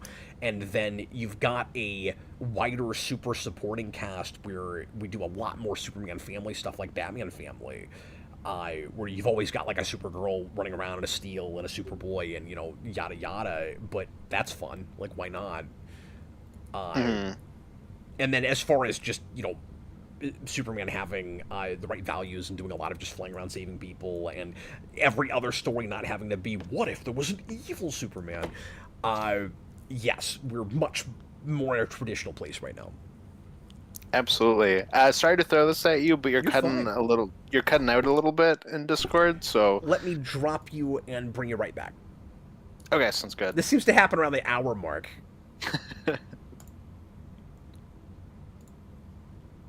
Gotta join my own call. Okay, there he is. Nope. There we go. Hopefully that fixed it. It seems to. Let me read this last super chat, and then we'll actually get back to whatever the hell this video was supposed to be about. It turned into a Jordan Peele ranking for a second. John, oh, sorry, I've got 2 super chats to read. Thanks for the support tonight, guys. John Kelling, $5 super chat. I got the Crisis on Infinite Earths trilogy, Teen Titans Go to the Movies, and the Iron Giant left in my Superman marathon list. Say a prayer for me. Well, so you've got one great movie left, and that's Iron Giant. So he's not even watching these chronologically. I was planning on at some point doing a blind Crisis watch, because I've heard nothing but bad things on that, and I feel like that's probably the way to watch those. But then I don't know if it's going to be very fun to do that, so I haven't gotten there yet. And I don't know if I can get anybody to do that with me, because I think I suggested that to you, and you were like, I don't want to do that. That sounds about right. I'm scared to watch those. Yeah, I kind of am too, but I'm gonna need to at some point. McGarnagle, $10 super chat. If and good luck to John Kelling finishing that thing. He's kind of doing his own mania. Sorry, what's funny? Oh no, because I was like, is that a Simpsons reference? And then I looked at his profile picture, and it is, and that makes me happy. Oh, okay. If Black Adam's third act was the kid dying and Black Adam going nuts, well, we didn't like that kid, so I'd be fine with that. And Black Adam going nuts and slaughtering the militia out of revenge, rejecting being an antihero and becoming a dictator, it would be worth watching. That comment is so much better from that account, because the joke of that in The Simpsons is it's like a Clint Eastwood movie where he's a cop and he's telling this kid, he's like, you gotta tell the truth, like in front of this jury. And then it cuts and they're like, good job, McGarnagle, now that kid's dead. Like, I don't know if it saves the rest of it, because it would still be really clunky and there's just a lot of stuff in it I don't like, but I would certainly respect it more. I just see in my head it's like the kid dies and then everything slows down and Black Adam's like really pissed, and it's like we're zooming in on him and he's doing like that and he like his lightning is shooting out all about, and the villains are like, uh-oh, like this is getting scary, and then it's like the world is a vampire. Well, I like And the he idea that shoots off and I like the idea that he would have that kind of tragic backstory and learn the wrong lessons from it. The problem with that very premise, of course, is that could have never happened because of the motivations behind that movie getting made in the first place. Like, that was always going to be The Rock is tiptoeing around being a hero but having to look like more badass than your average superhero. Because he still wants to do his like pseudo bad guy wrestler thing. Don't you think? Yeah. So like he was never gonna throw that character under the bus at the end. If he was willing to do that, he would have been a Shazam villain first or after this. But like he wasn't willing to ever do that. It always had to be, I'm better than Superman. So you don't get that ending when your motivation for making the Black Adam movie is The Rock just wants to prove that he, not Black Adam, is better than Superman. No, very true. Joel Davis, $2 super chat. My adventures made me love Kara / Supergirl. It's definitely one of the best versions of her. Yeah, it's wonderful. It gave me my New 52 Rage Supergirl on screen, and it makes me very happy. And she could have been a Red Lantern in that very easily. Yeah, it's great. And she's got this really messed up relationship with Brainiac. It's just, everybody watch that show. It's great. Sounds great. Moving right along. Oh, there's another super chat. You guys are slowing us down, but for a really good reason. I really appreciate it. McGonagall. Look, I'm just letting everybody know. If you're annoyed that we haven't gotten back to the list in 20 minutes, blame the chat. Thank you guys. McGarnagle, $10 super chat. For you, what is the moment or two the DCEU died and became unsalvageable? For me, it was the decision to pull a CW and commit to a universe without Batman or Superman being present at all in 2018.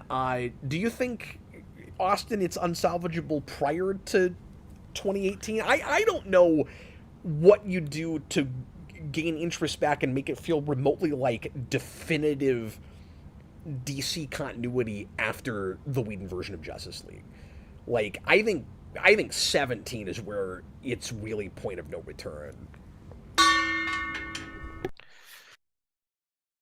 It might be Man of Steel for me. I'm trying to think. It's either BVS or it's Man of Steel. It's one of the other. Yeah. It's probably. I'm BVS trying is to be charitable, but I think deep down I feel like it's BVS also. But like, was there a way to kind of come back from that? You were always going to have baggage, and you were always going to have to kind of retcon and retool. So my thing is, there's no coming back from BVS. I'm trying to think if you can come back from Man of Steel. I think that's where I'm struggling, because you probably could, but I feel like you need to heavily soft reboot. Nicholas Bodo says it's BVS.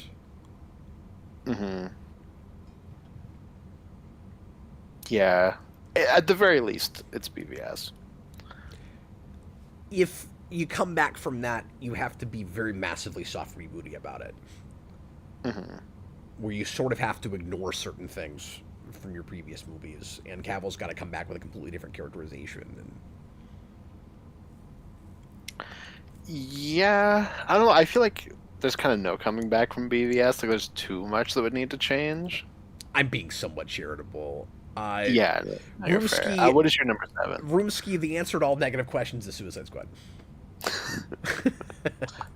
Yeah. Okay, I mean, I can't say that's the unsalvageable one because it kind of got salvaged. Not as a movie, but it had a better soft reboot sequel. So where are we at? 6?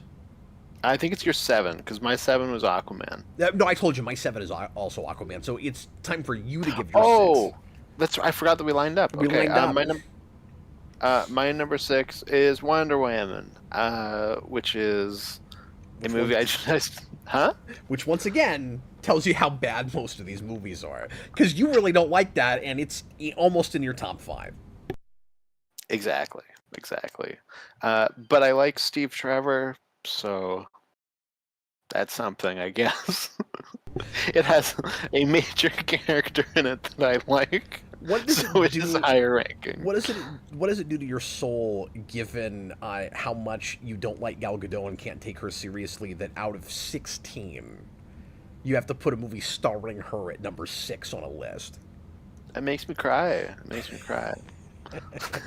it makes No, and me I go, contemplated it. I was like, I started to put it lower, and then I went, okay, but I do like Steve Trevor, so there's a part of your soul that says, the day goes, no! Yes. There's a part of my soul that's like, don't forget Gal Gadot's the Wonder Woman in that movie. Exactly. Was there any part of you that enjoyed that more watching it for the Mania? No, I would say I like it less. Right. Yeah. And I was just curious because of how far up you put it. Like, I'm not. This is not me trying to change your mind. And I had a less good watch of it this time too. I'm always gonna like that movie more than you do. But no, and I will say, like, that's not one that I would say I did super well on, like, in justifying my points, because we were just kind of reacting as we went, and it's been a while. So, like, there was things where, like, days after I was like, oh yeah, like, this is like a thing that doesn't work about it as well. Like, and things just kind of kept coming to me, and I was like, when the rewind comes. Yeah, well, I mean, we've still got time. We're gonna do our full-on analysis, and not that I was pulling punches, but I wanted to make sure that we didn't put the gauntlets on too hard with that, because we've got that whole prepared analysis to do. Mm-hmm. No, I mean, and I think, like you said, it says a lot about the DCEU when one of my highest rated films is a film where I don't think the main actress can act. I think she has incredibly questionable morals. I don't think it's shot especially well after the first, like, I don't know, 20 minutes. And the third act is, like, one of the worst in any superhero movies. Like, there's a lot I do not like about that movie. And as I'm talking about it, I'm like, I should be lowering it currently, but then what do you put it under? Yeah, I don't know. But anyways. Well, my 6, obviously too high for you, is The Snot. And okay. And I kind of have the same thing with that you have with Actually Wonder expected Woman. It to be a little bit higher, to be honest. Higher? Yeah, it probably would have been if it weren't for the marathon, because now that we're higher in the list, we're starting to get to movies that I liked better on rewatch, and they moved. And there weren't a lot of those. There were a lot more things that I had a even worse watch on, but there were a couple that we had better watches, and I ended up moving them. But I have the same thing with The Snot that you do with Wonder Woman, in that there are, you said Steve Trevor. There are a couple of characters in that movie that I liked a lot better than in the Whedon version and anywhere else where they were. I still stand by Cyborg. I think he's really good in that. And it's the best place where you see flashes of, no pun intended, of some sort of decent acting from Ezra Miller. Although he's got one of those in the Flash movie, but it comes way too late. And obviously I still don't overall like what's done with him and his approach to that character, but there's flashes, and there's some just kind of nice shots and cool. There are flashes in that movie. You're right. There are cool, yeah, and there's multiple kinds of flashes in the Flash movie, which is part of why it's as far down as it is. But I like some cinematography and things in that, even if it is kind of up his own ass about it. But anyway, it's too damn long. I need 4 separate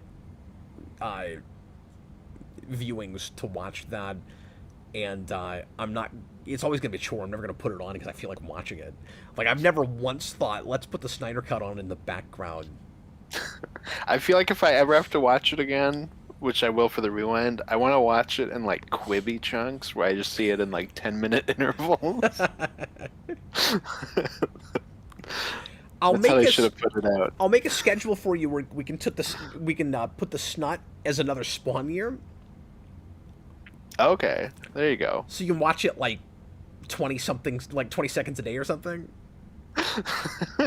Beautiful. We watch it in like the form of TikToks. Do you know how long it's gonna take? I was being generous with like Quibi cuts. Do you know how long it's gonna take for Superman's voice waves to get out into space? It's gonna take like 2 weeks. And it's still going, and it don't stop coming, and it don't stop coming. Dan Schneider, $5 super chat. Superman TAS has the best version of Darkseid, though. His confrontation with him in the series finale is one of the best Superman moments. And I haven't seen that in a long time, but just that finale. But yes, I also like Darkseid, how menacing he is in that show. It had my favorite Brainiac until my adventures with Superman, and now that's my favorite, or they're tied. I'm not sure yet. I'm not sure. Interesting. The next best adaptation of Darkseid is Super Friends, where he's just a giant simp for Wonder Woman. It's so good! And he's just like, Wonder Woman, you will be my bride. Okay, let's finish this, shall we? What is your number 5?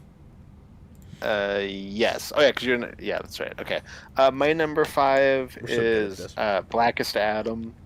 Which is a film that should be lower, but I was gonna say that's the only thing that you've brought up so far, like where you put it, where I'm like, whatever, dude. No, I mean it's there partly because it's funny, but it. I don't think it's anything like as funny as you do. No, I don't mean it. I just mean it's funny to put it that high. I see. But... I see.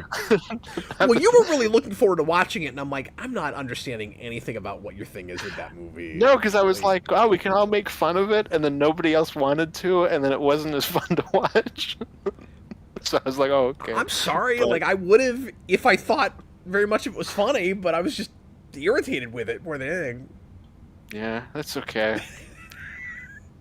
It's okay. I wasn't trying to ruin your fun. No. Next time we'll just play with action figures.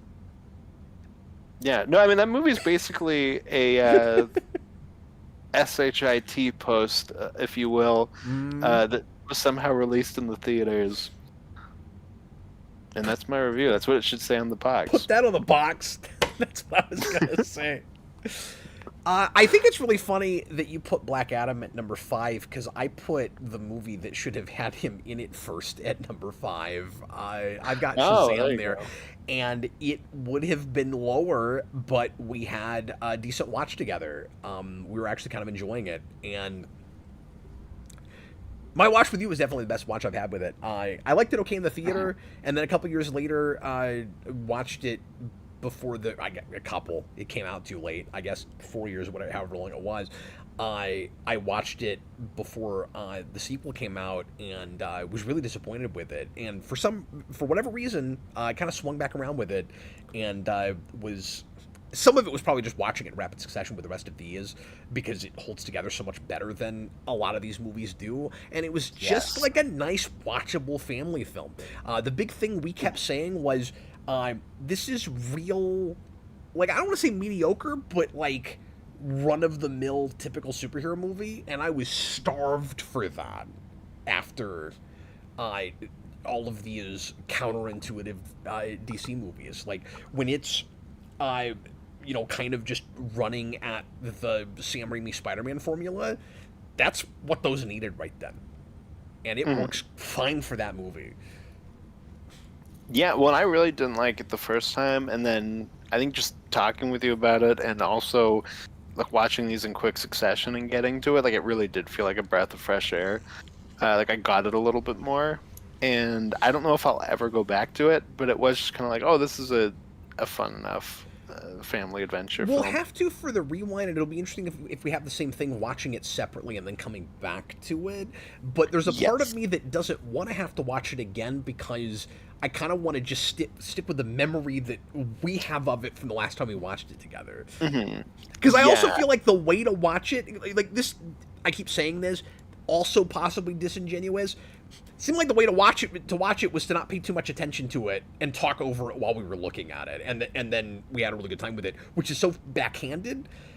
And that's why I'm kind of worried that when I'm doing like my note-taking watch, I'm just gonna kind of come back around not as thrilled with it.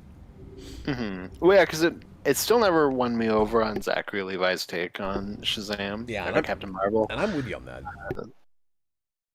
I liked Mark Strong a little bit more watching it the way we did, where like he's still just kind of nothing, but I don't know, he's an actor I like, and I liked him a little bit more when we were talking over it.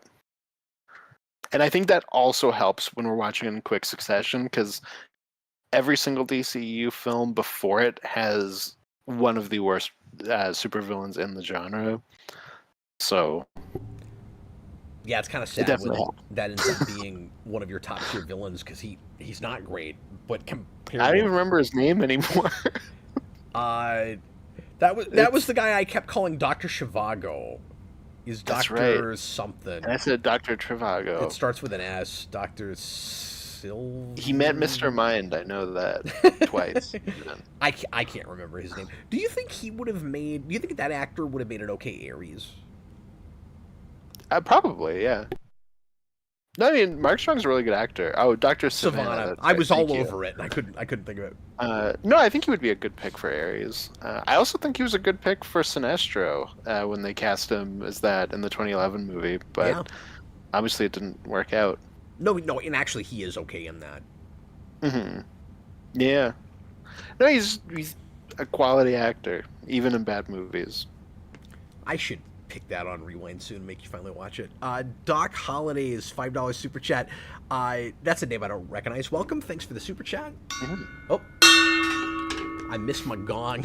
Man of Steel could have been salvaged with... I usually gong it afterwards anyway. I don't know why I gonged it already. Man of Steel could have been salvaged with a solid sequel and well-placed Pa Kent retcon.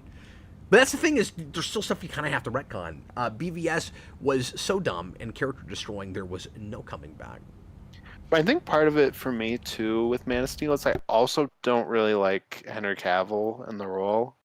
So like there is still that aspect of it, but could I be won over? Possibly. I mean, I said the same thing with Joel Kinnaman as Rick Flag. And he's in like my top 4 favorite characters in the Suicide Squad, so it is possible that maybe somebody could make him work as Superman for me. If the right writing comes along. But he never got remotely close to that. How would you ever know? Yeah, and I don't even really like Henry Cavill in other roles that I've seen, even in other movies that I like. Like, I know he's fine in Mission Impossible, I guess. He's okay. I'm just glad that because you keep saying that in videos, and I'm just glad you haven't been assassinated yet. That's good. I'm hoping for that to happen. I'm like, somebody's going to take a shot. You may need a bodyguard. I don't know. Where are we at? I just threw out my number 5. So, did you throw out your 5? I can't remember. Yeah, my 5 was Shazam. So you got to go to 4. Oh, that's right. Okay, my number 4 is BVS. Which is not a good movie because you like the bat stuff craziness of it. Well, it has Batman hitting Superman over the head with a kitchen sink. How can you go wrong from that? Can you give it? That movie is 9 hours long. Can you give me any other examples of moments that you like besides kitchen sink? Based on that logic, you should be a fan of The Spirit. Oh, I haven't seen it, so I could be.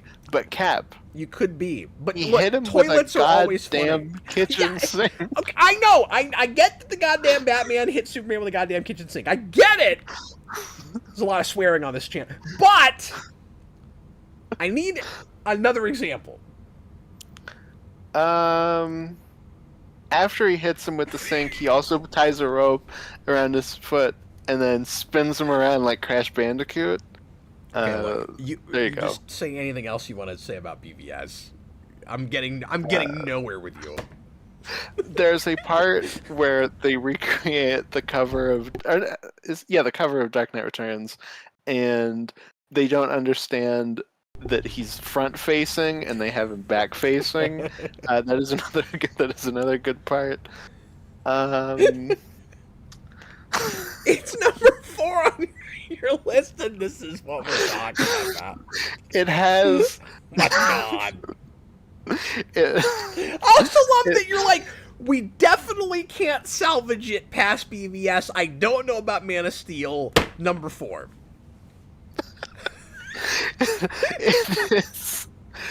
It made everyone on Common Sense Media horrified by the bathtub scene, and they cast him Carrey as Lex Luthor.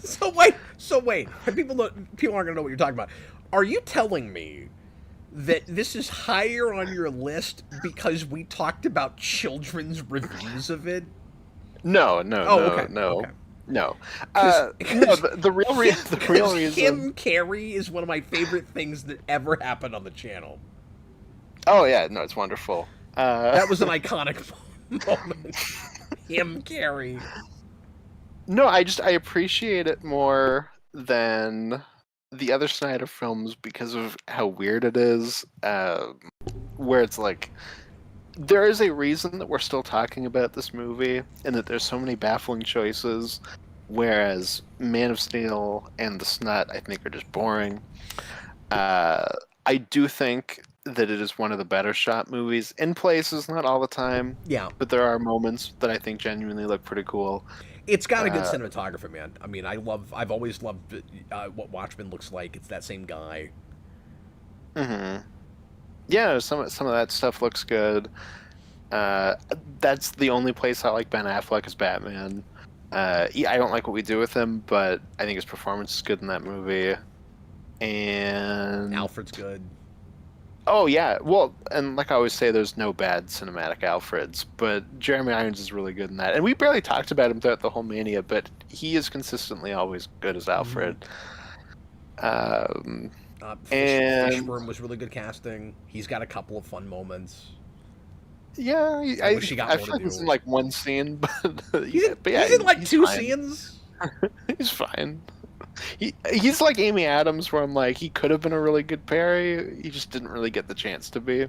Yeah. But yeah, and then Batman hits Superman with a kitchen sink. What else can I say? You need to put that on a t-shirt.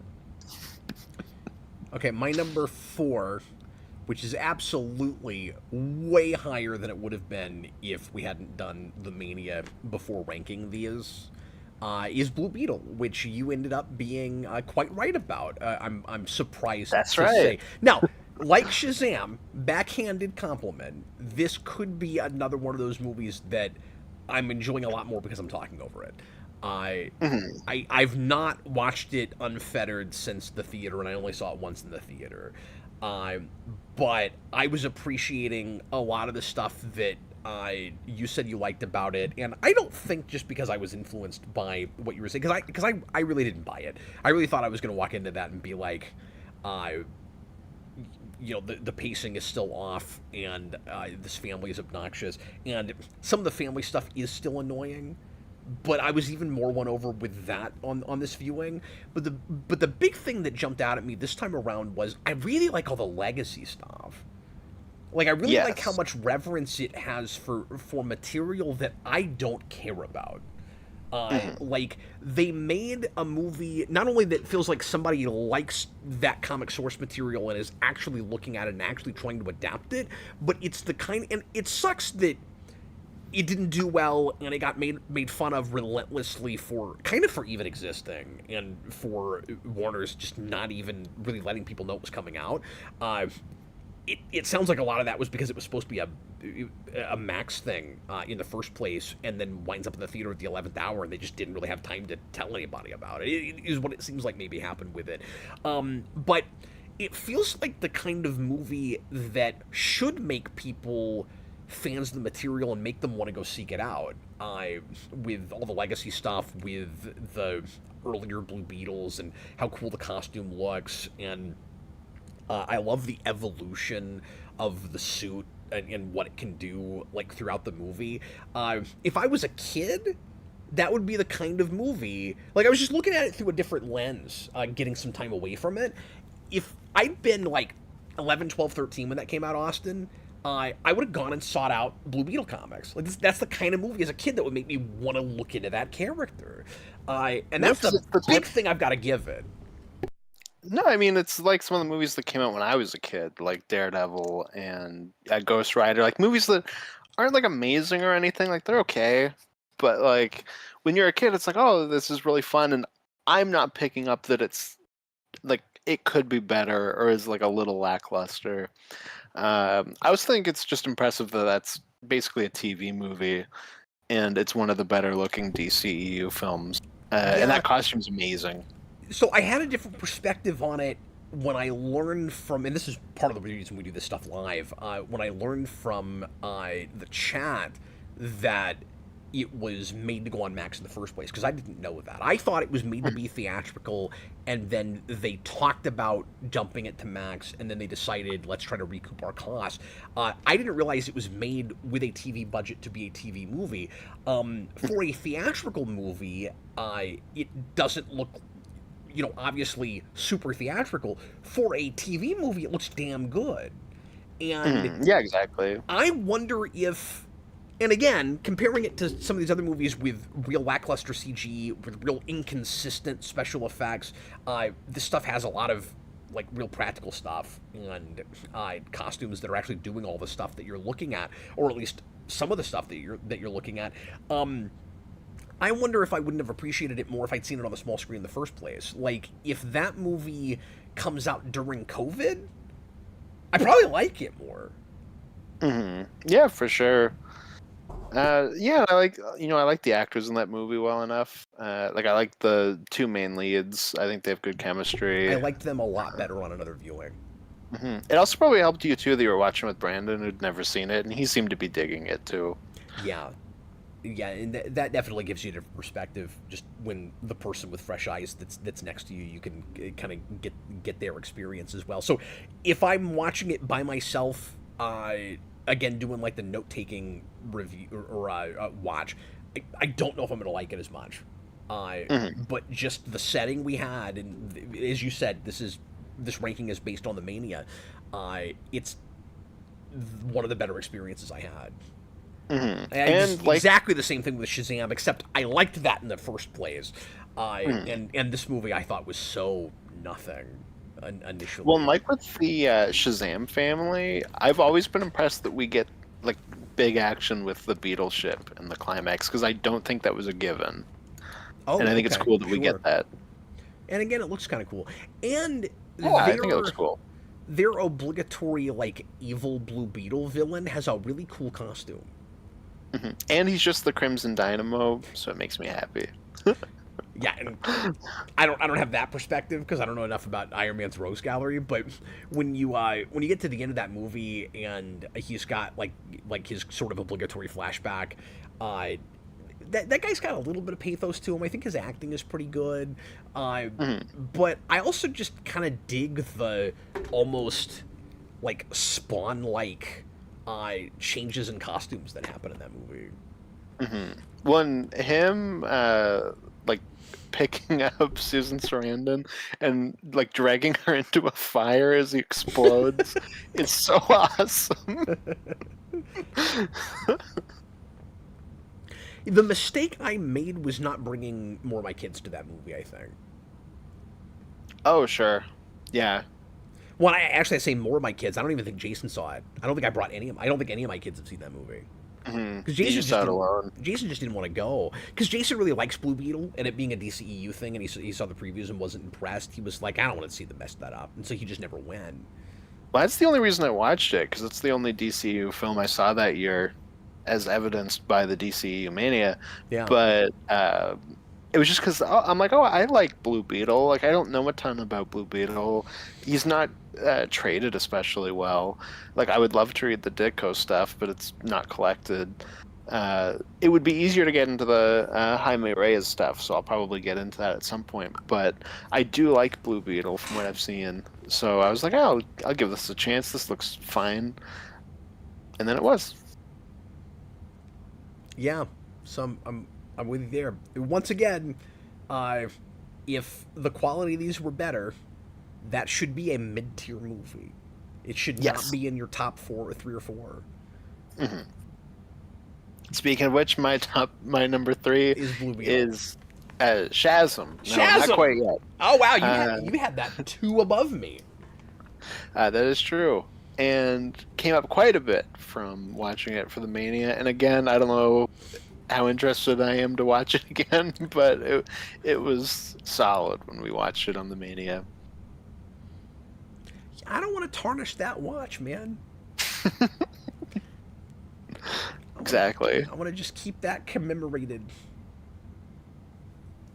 Yeah, exactly. You're like a kid that got somebody to like sign his hand, and you're like, I am never washing this hand again. That's that's the movie on the Rewind Commentary Project. We're gonna come in and be like, don't even watch this commentary. Like, we're gonna say what we have to say, but just watch the movie with the last commentary we did. You'll have a better time. You'll have a better time. We did. Fair enough. That's What is like- your number three? What I think will happen.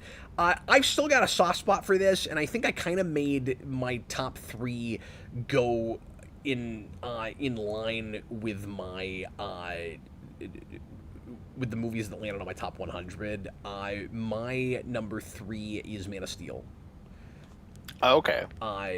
Solely for, like you said earlier, great ideas that aren't realized, and I think I like that. What some of that movie looks like better than you do.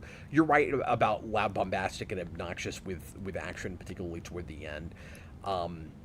But like that movie, as I've said a lot, has fallen in my eyes more and more every time I've seen it. And I still hold on to that first theatrical experience with it a little bit. It's always going to have a like I said, a bit of a soft spot for me. Yeah, for sure. And they You should need have to gotten. just hold on to like the very few specific viewings of some of these. And they should have. These Our movies first should have BBS gotten. one as well. These movies should have gotten a lot better as they went along. So this movie should be way toward the bottom, but it isn't. What can you do? Joel Davis, Just $5 do be super like chat. that sometimes. Thoughts if Gunn's next movie he directs and writes is a Batman Superman World's Finest, in my opinion, would have mass respect and total power move. We've talked about this before. There's no chance that's what happens, especially because I think he's come out and said that's not what he's doing. I don't think he has, and he recently not? just said that Superman is in his next movie, whatever it is. But I also don't know how much I buy that he's making a World's Finest movie next. But I mean, we'll see.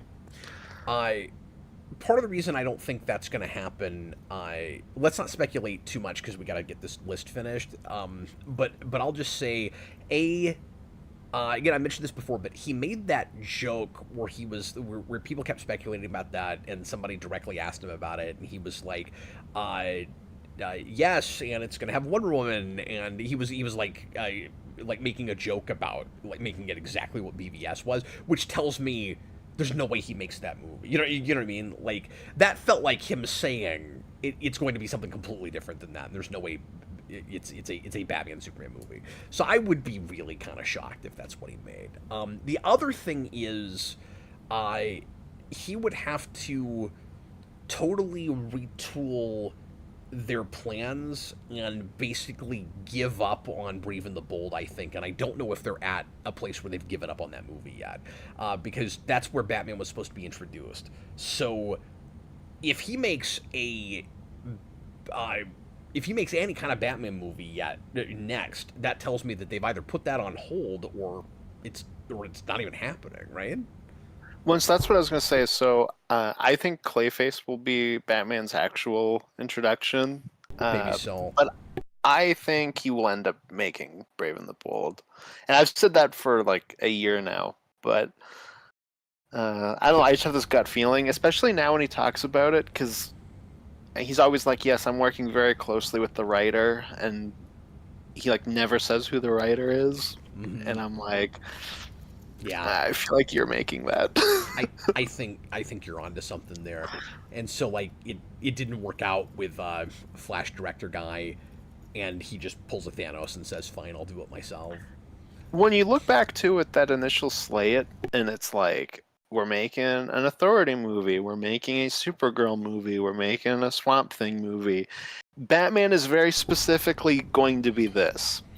And I'm like, he also had a specific take that he wanted with Batman. Yeah, I that feel comes like from him in the first place, where he's that like, comes from him in the first where he's place. like, I really want a Damian Wayne. I really want to go to Morrison stuff real hard.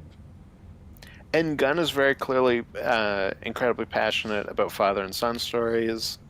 I think he will end up making Brave and the Bold. And he's talked for years about how Batman is probably his favorite DC character, and he would love to make a Batman movie.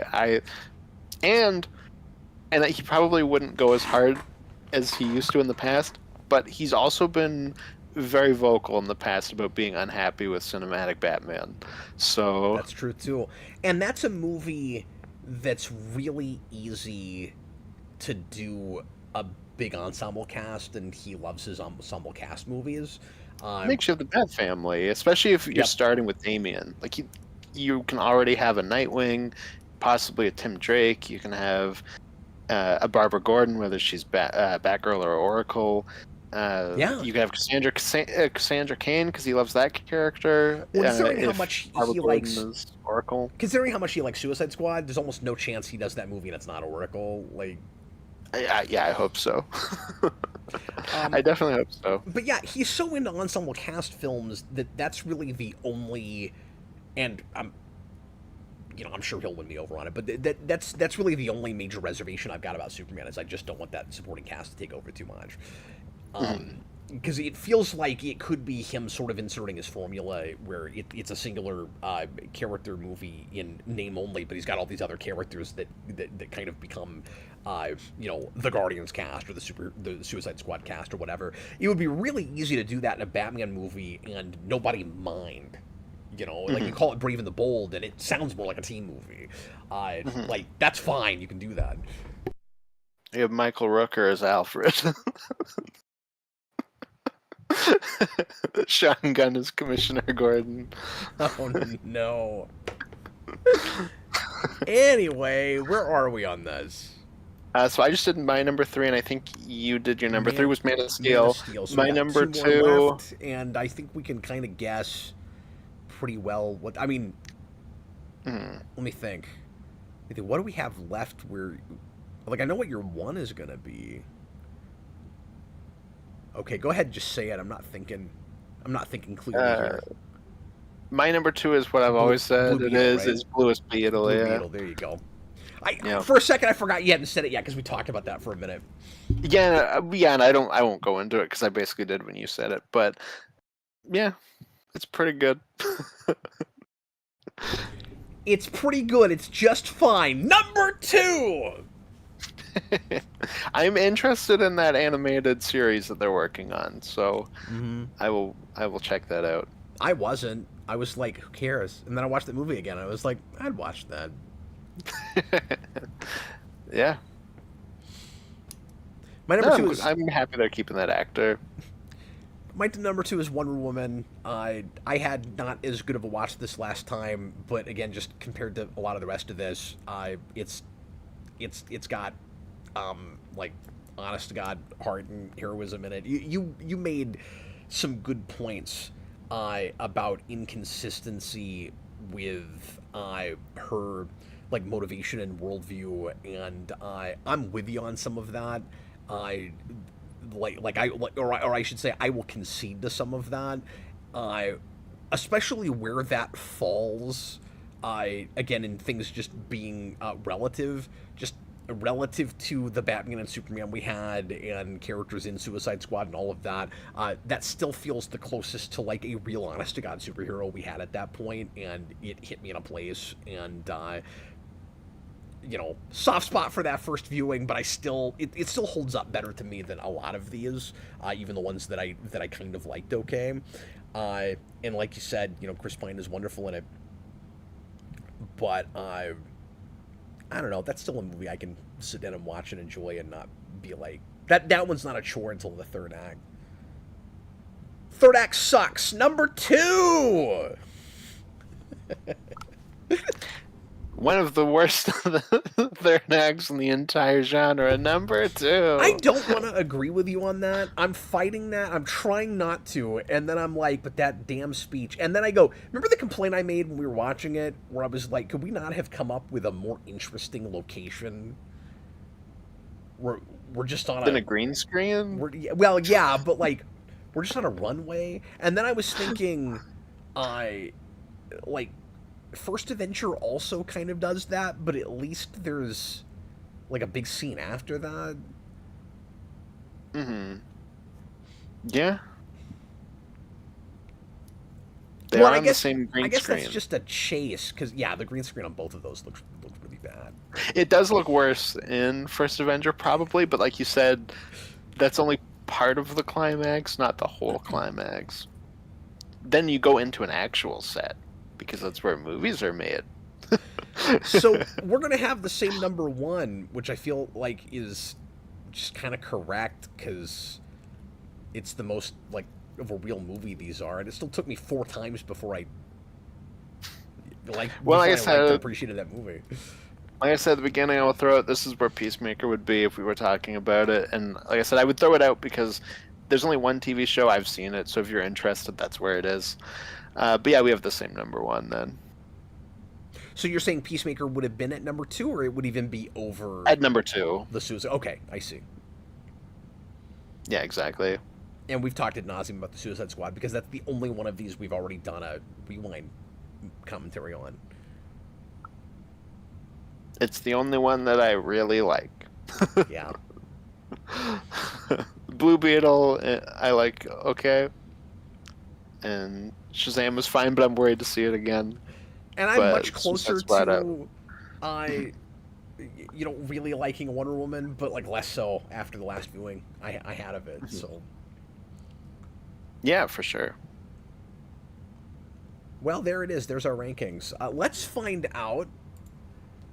There's a ton. We gave people lots of time. So let's find out what people's favorite and least favorite movies in the DCEU are of our audience. We got 19 responses. Thank you guys for doing this. And I'm glad I thought of this. And thanks to Austin, because he kind of made me think of this before we started, when he was like, "Oh, maybe we should have done some kind of a poll," and I was thinking like, man, can I get away with something last minute? So let me read all of these and see what people are saying, and we'll just get a sense as we go of what the consensus is, if there is one. Steven Jarvis 534, best is Wonder Woman, worst probably BVS. So we'll see how many people say worst is BVS. Austin. In Fraggle Monk, some names I don't recognize. Hi guys. Favorite Man of Steel, least favorite Shazam 2, The Wrath of Helen Mirren, or whatever. Real Wurzog, favorite is the Suicide Squad by far. So 3 different favorites so far, and Wonder Woman is second, but by a fairly wide margin. Least favorite is Suicide Squad. So all different answers so far. Haven't seen most everything that came out after Wonder Woman, though, except for 84, the Snyder Cut, and the Suicide Squad. That's another thing to keep in mind, is that people were so unengaged with these Austin that I don't know how many of us have bothered to see all of them. Because I did see a decent number of those during the Mania, and with these responses of people going, well, I mean, I can't rank them, I haven't seen them all. And I probably would have skipped some if I didn't do this for a living. So there's that. And I was already reviewing new movies with you when some of these came out, and I still did not see them. Isn't that crazy? Yeah, you have the luxury of skipping stuff you don't want to have to see. Even Blue Beetle I saw like a week later. Like, I didn't see it right away. That's why I'm not in that review. Captain Coon, favorites, The Suicide Squad and Blue Beetle. Least favorite, we'll see how many other people throw Blue Beetle in there, because that suddenly, I don't know if people have reassessed it or if I just never noticed that some folks like that movie. I think it's more people just didn't see it. Yeah, I think it's just nobody saw it, and like the few people that did were like, "Oh, it was okay." It didn't get That's that. always the sense that I've had. It didn't get that word of mouth. Yeah. Least favorites: The Snot being the last person in a 10-person human centipede. The Flash, Birds That of Prey perfectly sums up how I feel. That movie does make me feel. Actually, all three of those movies make me feel like I'm in a human centipede. And like the middle one. Just not a good time. There's not a more appropriate place for that movie to come up than a conversation about the DCEU. John Henry says, hi, favorite Man of Steel, most disliked Justice League. So are you with me? Kind of all over the place so far. Yeah. Yeah, good healthy mix. Anime fan favorites, The Flash. He's just been talking that out the whole thing. He loves that movie. Apologies, because I had it almost at the bottom. The Flash, Batman v Superman, and Man of Steel. He puts the top. Least favorite, the Wonder Woman films. Both of them. Tyler Zayas, favorite, The Suicide Squad. Least favorite, Suicide Squad. It was hard to pick just one. It's funny when that's your sandwich. You know, here's a movie. Well, that's technically mine. Here's a soft reboot. It's much better. DC Stranded. I ain't thought about this much. Off the top of my head, favorite Aquaman 2018 and least favorite BVS, especially the theatrical version. Jojira, favorite Shazam or the Suicide Squad. Least favorite, The Flash. Okay, so we are seeing a little bit of The Flash as the worst, which makes me feel very vindicated. Dan Schneider, I sort of like Wonder Woman. I haven't seen all of them, but Birds of Prey is easily the worst. Easily. We agree. We both agree. And you know what's funny? You and I had the same top and bottom. And yes, that's true. We both said Aquaman, which was almost right in the middle. Fascinating. That is true. Isn't that interesting? So yeah. And then there are a couple things that are like real flipped, because I mean, well, I was gonna say, I mean, I have Wonder Woman quite a bit higher than you, but you still had it at like 6 or something. No, the closest to something that is probably The Snot. Yeah. And we have a few that are like one off from each other. And that's just you and I are refusing to assess certain things the same way. Is the sense it's I'm the getting. Snot and Black Adam. That's the true. only two that are on Black Adam is, your Black Adam is objectively insanely high. That's part of why it was funny to put it there. It's my list. I can do what I want. No, you can. You can. I mean, if you own a gun, you're allowed to shoot yourself in the foot. Like, exactly. I can shoot myself in both feet, sir. You can do it.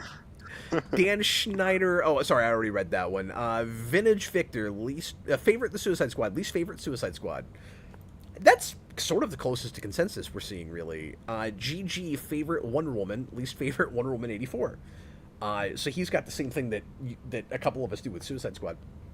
Daniverse, favorite The Suicide Squad, least favorite Suicide Squad.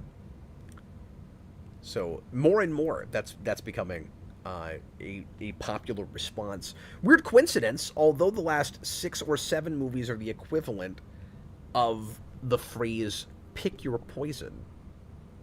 And if you don't choose your poison, I'll have to bring the boys I'll in. have to bring the boys in. Cinematographic, favorite Man of Steel, least favorite the Suicide Squad movies, both of them.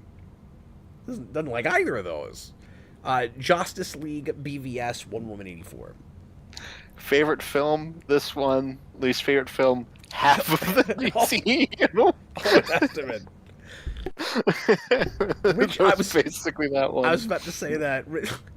You might as well just come out and say, I like the DCEU, folks. I like this one movie. Richard Apparition, favorite is Zack Snyder's Justice League. Least favorite, The Suicide Squad. Somebody else kind of had that, or maybe that's the same person. I'm not sure. Elena Song, favorite Wonder Woman, least favorite of the ones I've seen. BVS had a visceral dislike of that movie while watching it in the theater. Same. Roomski, favorite The Suicide Squad, least favorite Suicide Squad. Nicholas Bodo. I love that he somehow like put the in bold. In bold. I don't even know how you do that in a YouTube comment, but I love that he did it. That's really funny. Nicholas Bodo has exactly the same response. Favorite The Suicide Squad, least favorite Suicide Squad. We've seen that response now at least 5 times, if not 6 times. Mevoktan, favorite The Suicide Squad. I haven't watched much of the others. Beautiful. That's a good one to end on. But Yeah. the last one we should remind you all of is Tobin Bell Pone's The DCEU Sex. Our Lord and Savior has spoken. That is the opinion. Yes, we have once again recited him chapter and verse. Mm-hmm. Exactly. Well, Austin, I'd Well, like it was to... the book of Tonalation, I believe, is where that came from. So, I'd like to ask you this final question. Yeah. Was this entire, like, many hour exercise worth doing? Was this worth... Are you glad that we went through this? Short answer, no. Yes answer... sorry, long answer, yes, but with a but. What's the but? I don't know, I was just quoting The Simpsons. Oh, I see. Sorry, I didn't realize you were quoting anything. No, it's okay. I hope it was fun for everyone, because if it was, then it was worth it. Yeah, I think so too. Well, we had good turnouts. People seem to be having a good time with it. And for that, it was.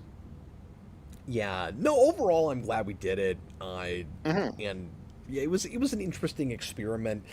You did have those couple of movies that I ended up respecting a lot more after doing this, so I guess it was worth it at least for that. And I don't know, I think we had some real amusing moments and stuff.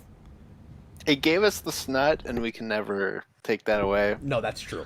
That's true. We need to put that on T-shirts because that is ours. I just mean as a channel, like you and I didn't come up with that. That was one of the viewers.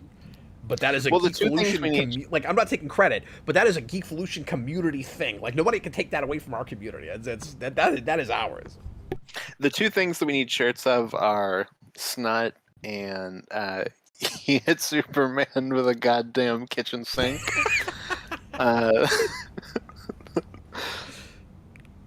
That's the best part of BVS. If you're Austin, it really is.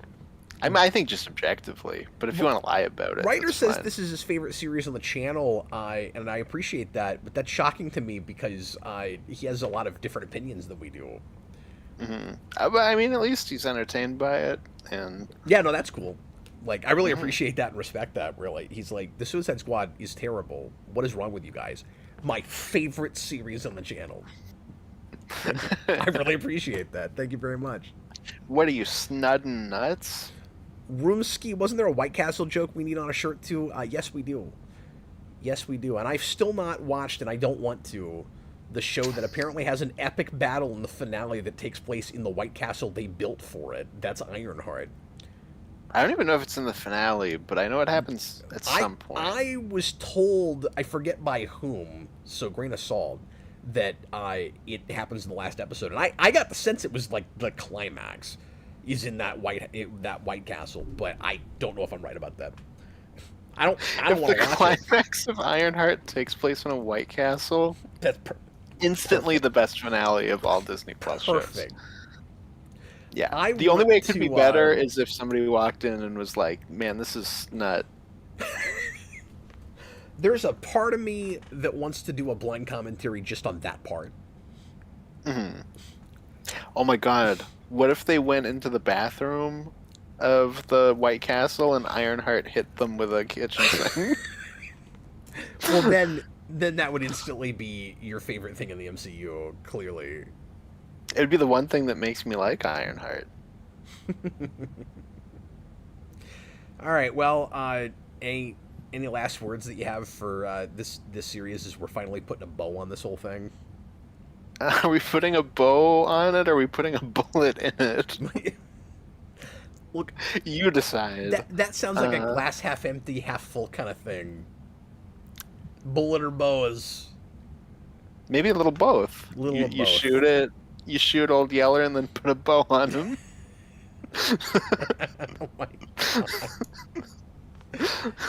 Well, we appreciate you guys watching. Thanks a ton. I'm gonna be off tomorrow, like I said. I almost certainly not gonna be able to stream anything tomorrow night, and then Friday night, Austin and I will be back for finally bringing in another Rewind commentary. We've been on hiatus for that to do this series, and I've been out of town and stuff. So we're gonna do Darkman this week. I need to put out the poll for Patreon for our next Rewind, but the movie for next week will be something related to Superman. We're not sure what yet, and then we'll be reviewing the aforementioned Superman movie in the theaters right now on Monday, and I'm really excited to see it. And Austin, I need you to promise me that you will not message me from the period that you see the movie to about 3 to 4 in the afternoon on Friday. You are gonna get a message in the middle. Or no, I guess I'm seeing it late at night, so you're gonna get a message, like late into the evening. Like 2 in the That is morning. just, yeah, there's like 2 in the morning. That is just, oh my god, Superman hit the kaiju with a kitchen sink. You're not gonna believe it. Damn you, Austin! You weren't supposed to tell me anything. I'm sorry, I just can't help it. All right, well, thanks everybody. Really appreciate you, and don't forget about the snot. Never forget the snot. The snot lives in all of us. We are all filled with snot. That wasn't really a magic hubcap. The snot was inside of you all along. Exactly. Thanks for watching, guys. I was Captain Logan. This was Austin, the Day Ghost. Have a good night, everybody. Good night, folks.